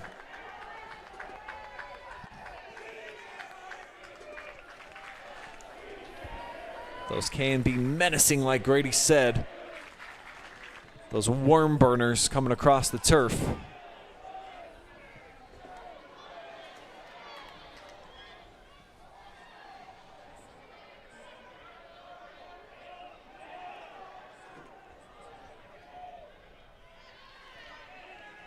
Ruggerio turns out wide.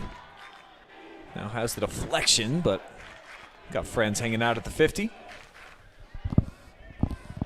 Not as high of a pressing line from the Cardinals right now. There was a 4-man circle there from Ignatius.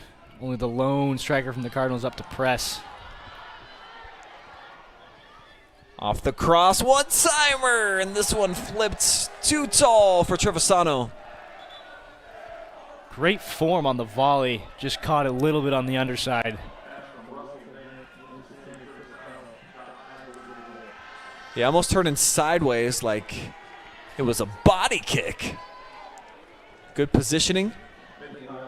Just couldn't turn and angle it on frame. Those bouncing balls are extremely tough to keep down.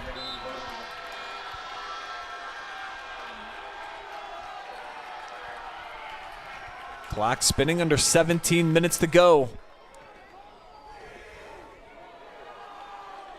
St. Charles is probably enjoying their best stretch offensively here recently. And they're going to get another look right here, but it's deflected out. Last moment, corner on the way. And another excellent slide tackle. This time, I think it was Yeoman. Great work right there from Shimmer, coming all the way from the left wing to win that and rip the shot. Thought it might take a deflection and go into that near post. Cardinals are about to have their 5th look here at the corner, 3rd in this second half from this exact location. As they tee it up at the flag. This will be sent in, back post, the header right across the face of the net. So another dangerous look. And off these set pieces, Grady, seems like they're just getting closer and closer. Cardinals have been dominating the attacking part of the game in this last, probably say, 15 minutes. After Ignatius got that early second half goal, they have just been settling back. And the Cardinals are going to punish him for it if Ignatius is not careful. Cannot rule out Ignatius at any point, though, as we've seen some crazy long balls from them, and they can just, in the blink of an eye, just turn nothing into a counterattack.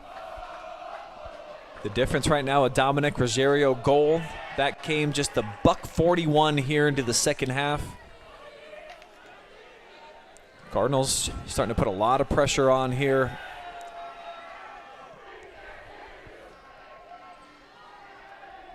This one's going to hang out. Kind of a bicycle kick to get it out of there from Ruggerio. Now you see Trevisano clutching the back. We'll get an injury timeout on the field by the center referee. Oh, that is a dangerous play there. Just hitting a player in the back right as they go up. could lead to many injuries. It's going to be the 10th foul on the Cardinals tonight.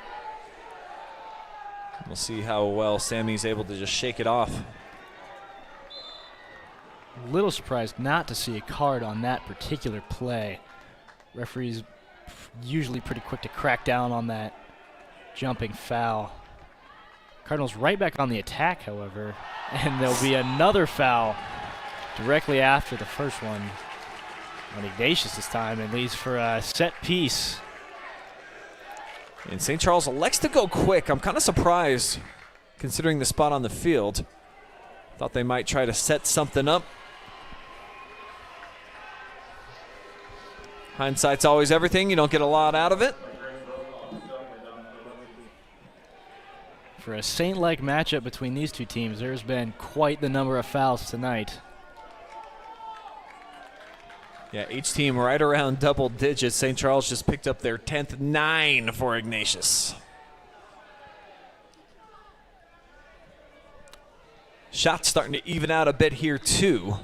After just having 1 in the first 40 minutes. 6 shots here in the second half for the Cardinals. Only been able to put 2 on frame.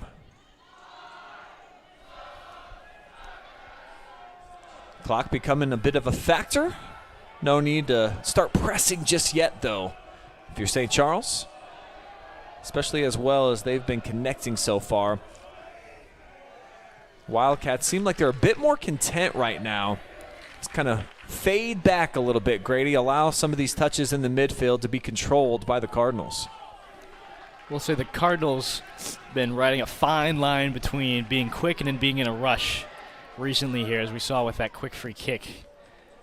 Be very careful there. If you're in a rush, you can play without using your brain and just play towards the goal, playing as you're looking at the scoreboard, as my coach would say. You see a dangerous slide tackle there from the Cardinals. It's going to be a foul on Shimmer. He picks that one up. Got pinned down over here in the corner, maybe a little frustration. Ince Lovelands took it off his boot. And he might have got a little piece of the ball there, the way that it fluttered away from number 2. Still a foul. Going back to what I was saying, the Cardinals have to be careful there.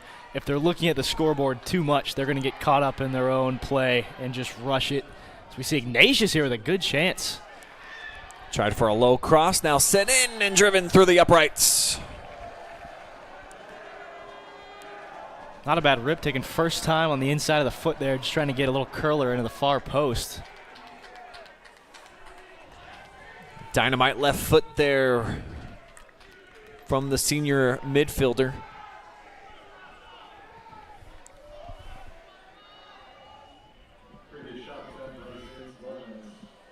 Oh, upended. Nearly head over heels there in the midfield. A little slow to grip himself up off the turf. That was Ryan Sullivan there. Just caught again on that. And they're going up for a header, just that under foul. We're going Harry Kane in the Bundesliga has been known to commit many of those fouls and get away with them.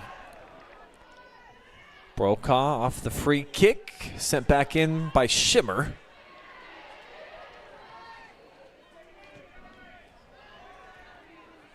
Heavy touch. Oh, but a nice recovery. Look at this turn in traffic. Shimmer shining. Lob back post. Too tall and a little bit out of reach. Max Shimmer, though, he's really showcased a beautiful skill set here in the second half. Just a sophomore, and so many young players. You look at the roster here for St. Charles, what's exciting for them, they just have 4 seniors, all of them starters. Freshmen on the back line. We've seen some awesome things so far tonight. Shimmer is a sophomore. Mason Taylor, a sophomore. Definitely a squad to look out for in the future years, and I don't think St. Ignatius will have seen the last of St. Charles after this match. The upcoming state finals, 2027, 2026. Yeah, you certainly feel like they got a rivalry going right now within the tournament. meet during the regular campaign as well. His whistle ends this, stops play. Say recently the Cardinals have a little bit more of a revenge story. You know, losing the state final to Ignatius and then losing 4-0 in the season. They just have more of that bite back energy they want. It was pretty noticeable watching them in the pregame. Came out, had the boombox going, had some hip hop blaring, and they just had a little bit of a attitude when they strolled out here into the Colt Corral tonight. They've ran up against one of the toughest tests that you could find in boys high school soccer anywhere in the nation. Number 5 team in the Max Preps polls, number 2 nationally according to the coaches polls. Approaching the final 9 minutes here for this Final Four Division I boys state semifinal. And I'd say St. Charles has had the best opportunities this half to score. But St. Ignatius able to capitalize on the one that mattered. Yeah, just a gorgeous finish on a counterattack. Ruggerio. Lone goal so far. So this one's collected. Trevisano carrying. A little hesitation. Lobs it in. Back post. Would have been devastating. Little too tall for the intended target. But the Wildcats staying after it. Ruggerio outside. And Lovelance was looking for a give and go. But you gotta finish off the give first. So Ignatius have changed their main style of attack. Off that goal, we saw the long through ball being the main focus. But as of late in this half, they've been driving it up that right wing on the foot of Ruggerio and Trevisano, just trying to play that cutback ball across the 6, trying to get an easy tap in. Heavy touch, slide tackle, flies up, stays in bounds here for Rocco.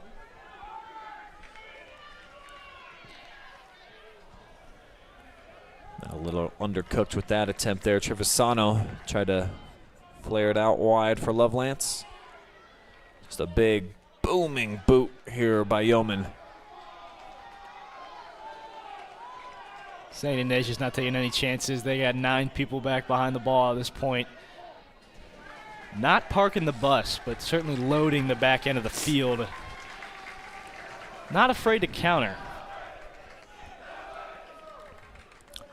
Shimmer's going to lay this one off, and they're going to allow their specialist Grant Brokaw to come up and handle the duties.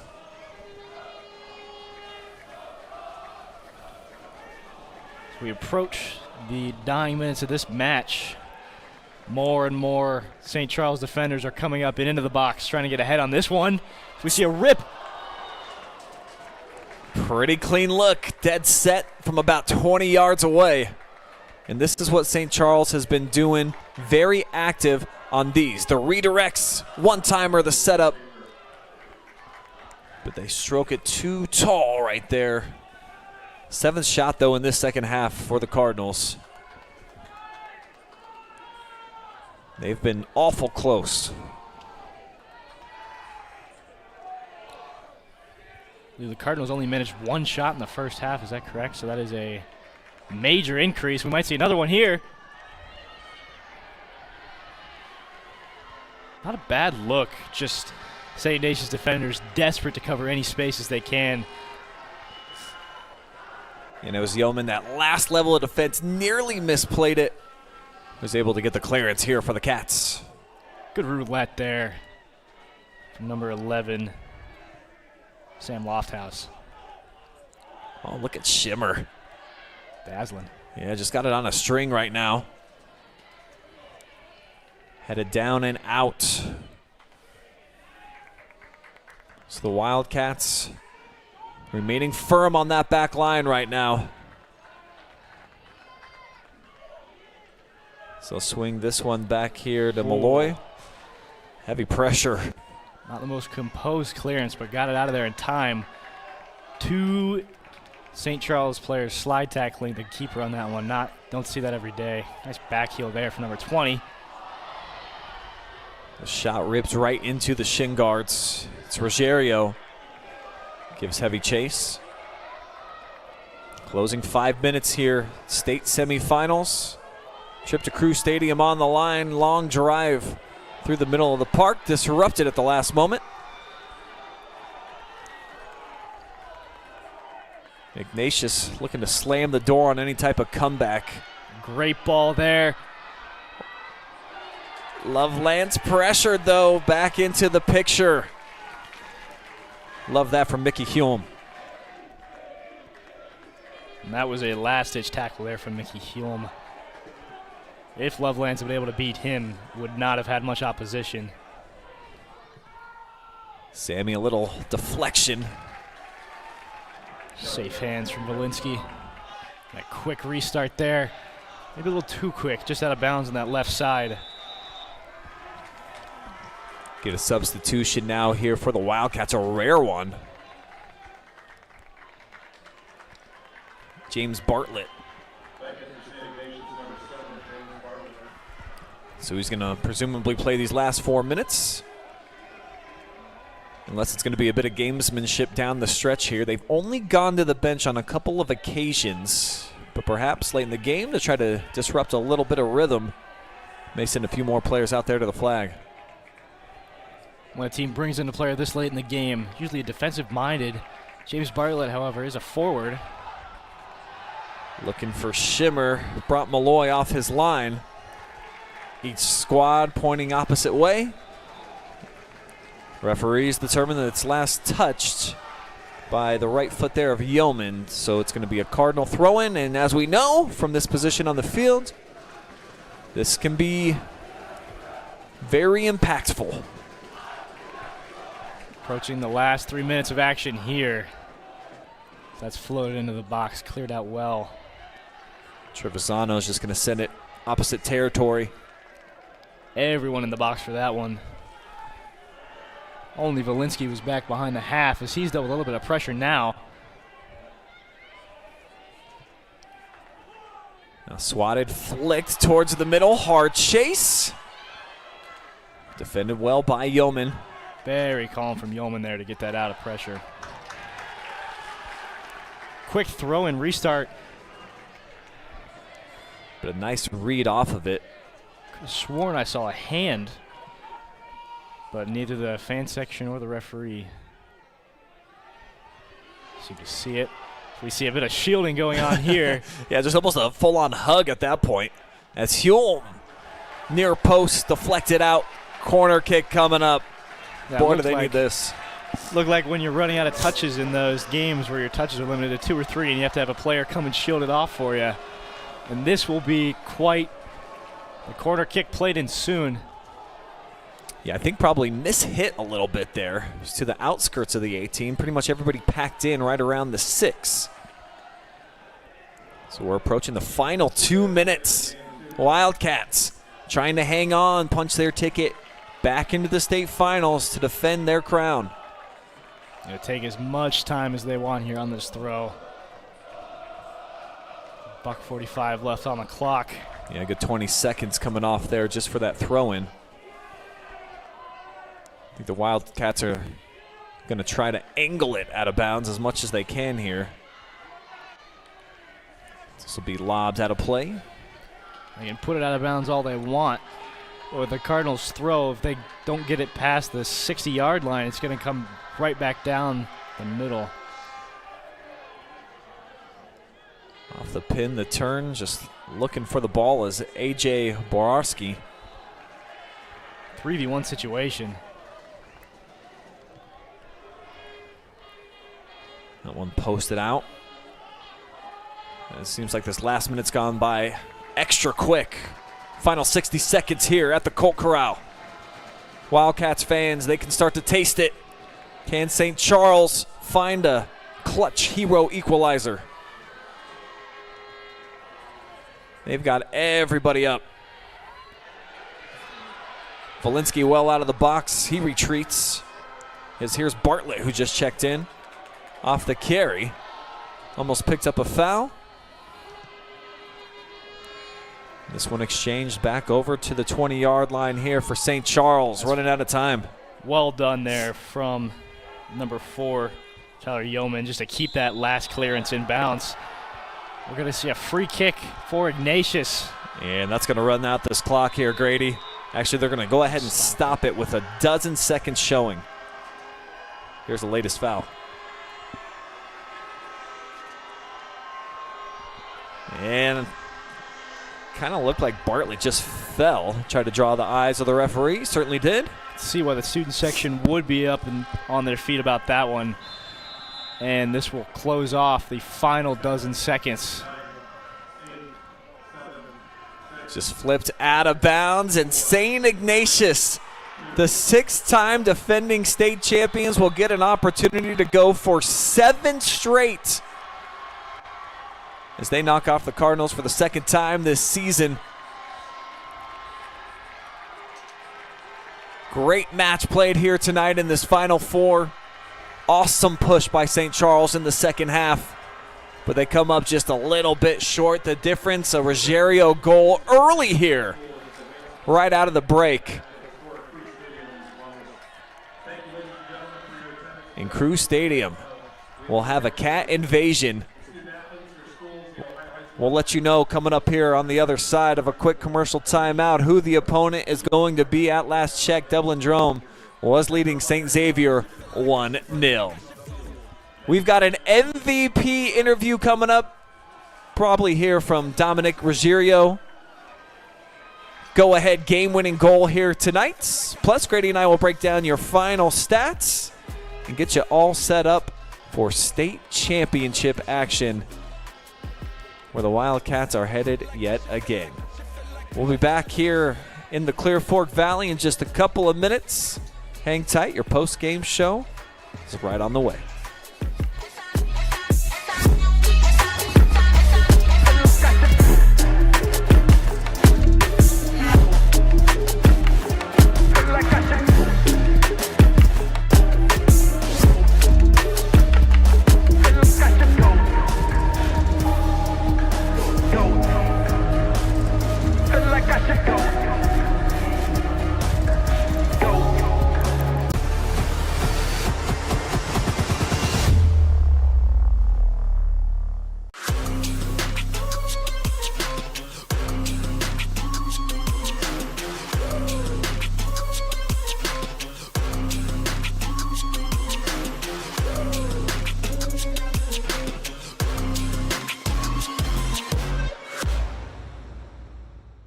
This is Jonathan Langdon. Catch me right here every Thursday for the Block Party presented by Bob and Bob Door Company, your place for volleyball highlights on the OH Report.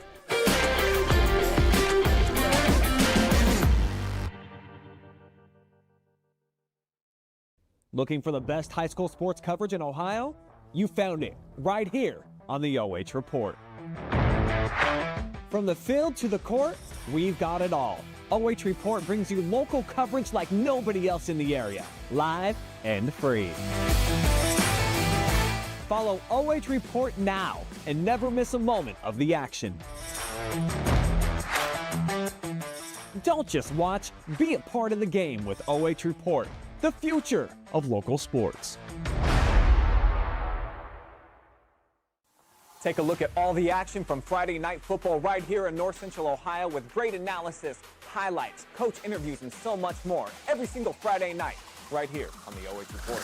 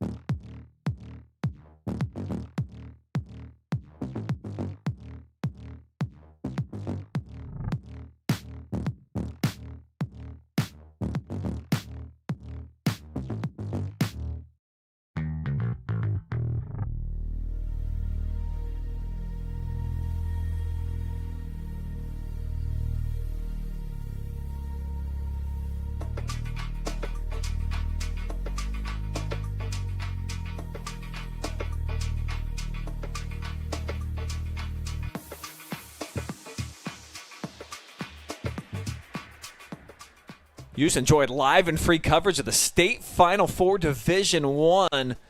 Great game here tonight between St. Ignatius and St. Charles. It all went down right here on the OH Report. Domenic Ruggerio is going to be our MVP here tonight. He is on his way up here to the press box. You are going to hear from him in less than a minute. Stay right there. We've got your MVP interview on the way. And then Grady and I will close things out here from Clear Fork. Stay right there.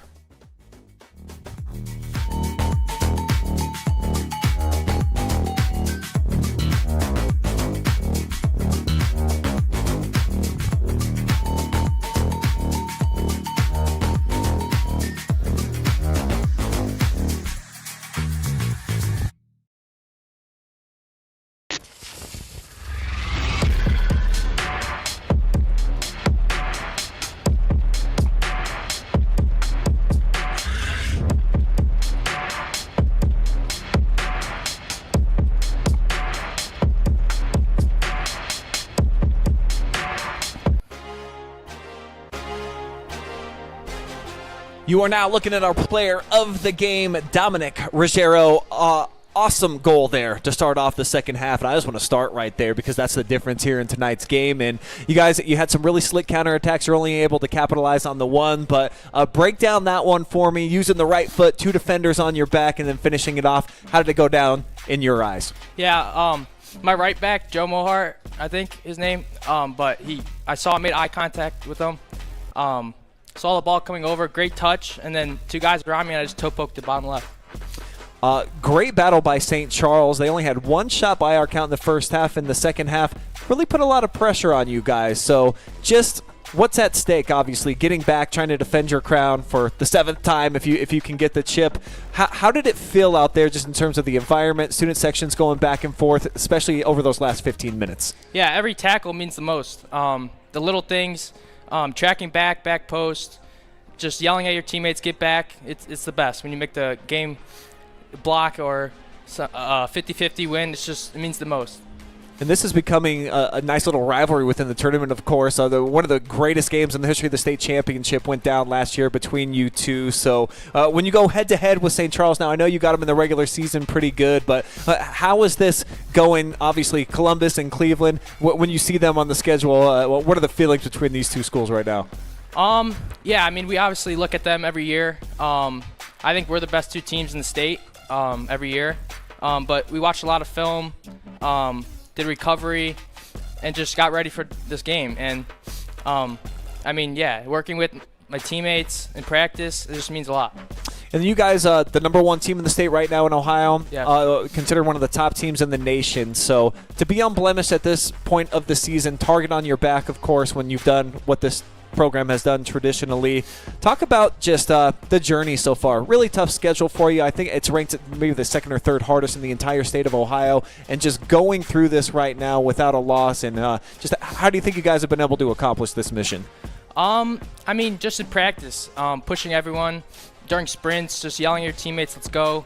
And yeah, just going 100% practice every day to get better each and every day. It means the most. Well, we saw in the other semifinal tonight, Dublin-Drome, a 5-0 win over St. Xavier. That's going to be your competition coming up here in the state championship. So just getting to go back to Crew Stadium, what do you say that you're kind of looking forward to most about just the entire thing, if you will? I mean, yeah, as a kid, that's obviously the dream, to get to the Crew Stadium, play in front of a huge crowd. But yeah, I'm excited, and I'm ready to go again. All right, well, congratulations. Great win here tonight. MVP performance. We got a little goodie bag for you. Wow, thank you. And we got a tradition as well on OH Report. If you just want to look in the camera and just shout out anybody you want that's helped make you a better soccer player, heck, maybe an old friend, the floor is yours. I want to thank Coach Popelka for the stats. Coach Brennan, he gave us our pregame talk. Both my parents, my family just pushed me to be hard. And yeah, those people. All right. Domenic Ruggerio, our MVP. Thank you so much for the time, man. Appreciate you. Thank you.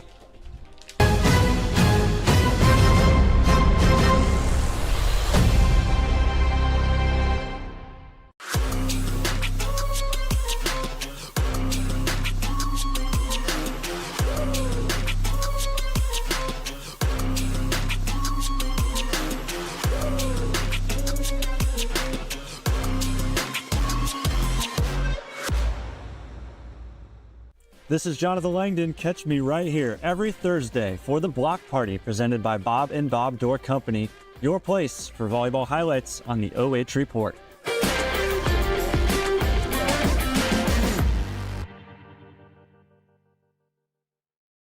Looking for the best high school sports coverage in Ohio? You found it right here on the OH Report. From the field to the court, we've got it all. OH Report brings you local coverage like nobody else in the area, live and free. Follow OH Report now and never miss a moment of the action. Don't just watch, be a part of the game with OH Report, the future of local sports. Take a look at all the action from Friday night football right here in North Central Ohio with great analysis, highlights, coach interviews, and so much more every single Friday night right here on the OH Report.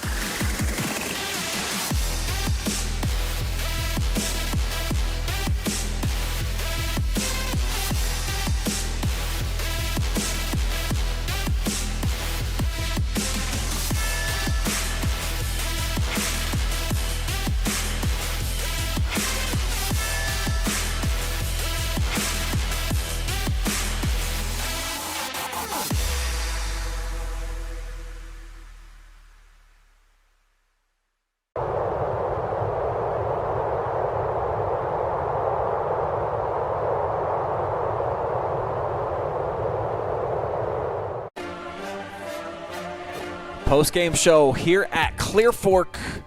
1-0. That's the difference tonight for St. Ignatius, the #1 team in the state. They will advance to get an opportunity to try to cap off an undefeated season in a fun game here tonight. I'm Brian Skowronski, Grady Heichel, my sidekick here tonight. We thought that we would see a really good head-to-head matchup. We definitely got it. And I love what Domenic said, our MVP tonight. He feels like these are the top 2 teams in the state. Drone might have something to say about that. They're actually ranked #2 in the state, so we're going to get a true 1 versus 2. But I think we got what we signed up for here in this one. Oh, definitely. I mean, every ball that was on the field, every 50-50, every long ball, every header was just 100% energy. And we're going to see in a minute here, 22 fouls combined. So there was definitely a lot of energy in this game and a lot of physicality. And it was incredibly entertaining to watch. Take a look at these final stats, and just 1 shot in the first half for St. Charles. So they turned it up a notch, and they put some pressure on. And I love what Domenic said too, that just like every tackle is the most important there at the end of the game. With 15 minutes to go, you got to lock in. And I think you said it perfectly. They did not park the bus over the last 10 minutes, but they were dropping back just about everybody. They were allowing the Cardinals to kind of possess within the midfield. Obviously, they've got 2 very talented forwards. We just talked one. They got another one going to Ohio State. But they just made the plays that they need to get a victory. That's what championship caliber teams do. Each of these programs are, of course. But St. Ignatius, they're the #1 program in the state of Ohio for a reason. I think they proved it here tonight that all you have to do is just have 1 more goal than the opposition, and that they did exactly what they needed to, protecting that over the last 10 minutes or so. Yeah, St. Ignatius was able to adapt to the conditions really well, changing their play style with the wind, and then taking advantage of it in the second half with that great through ball from the right back. And then once they were able to score that one, they changed their tactics again, settled back, played off the counter, had 9 to 10 people behind the ball at once most of the time in the second half. And it may seem like the stats are a little bit one-sided towards the Cardinals in the second half, but the Cardinals really only had 2 or 3 dangerous opportunities, and most of those shots were from at least 20 to 25 yards out. So St. Ignatius moving on into the championship. Dublin Drome obviously just drubbing the competition in St. Xavier, who, again, that's another perennial powerhouse. So I think it's shaping up to be a really fun state championship game, but a team on a mission here. You don't want to be the team that ends the streak, and especially when you've won 6 consecutive state championships and all you've known for the senior class is getting to Columbus and then winning it on the last day. So I think that there's going to be a lot of pride involved, but some awesome soccer going to be coming up here this weekend for sure. Oh, definitely. It is kind of a weird dynamic. Normally when you make it to the state final, you got nothing to lose, but if you're St. Ignatius, you've got everything to lose. You're trying for a 7th state championship and just so many state championships in their catalog before. And it's going to be a different mindset, I would imagine, for them versus some of the other teams in Division I just being a powerhouse for so long. Yeah, totally different dynamic when you play for a program that has been to the States 21 times overall, looking for title number 15, but they took a step in that right direction here tonight. Appreciate everybody out there watching. Great matchup. Glad that we got to be a part of it out here at the Colt Corral. Good, intense stuff all the way around, and you saw it all right here on the OH Report and the NFHS Network. Couldn't be here without Jess Brokaw and Clear Fork allowing us the access here tonight, along with the OHSAA, giving us the opportunity to be here. For our camera lady, Jory Hollenbeck, and my star intern, Grady Heichel, I'm Brian Skowronski, saying so long tonight from the Colt Corral. We will see you down in Dayton tomorrow. State volleyball is next on the OH Report. But for now, for tonight, we're out of here.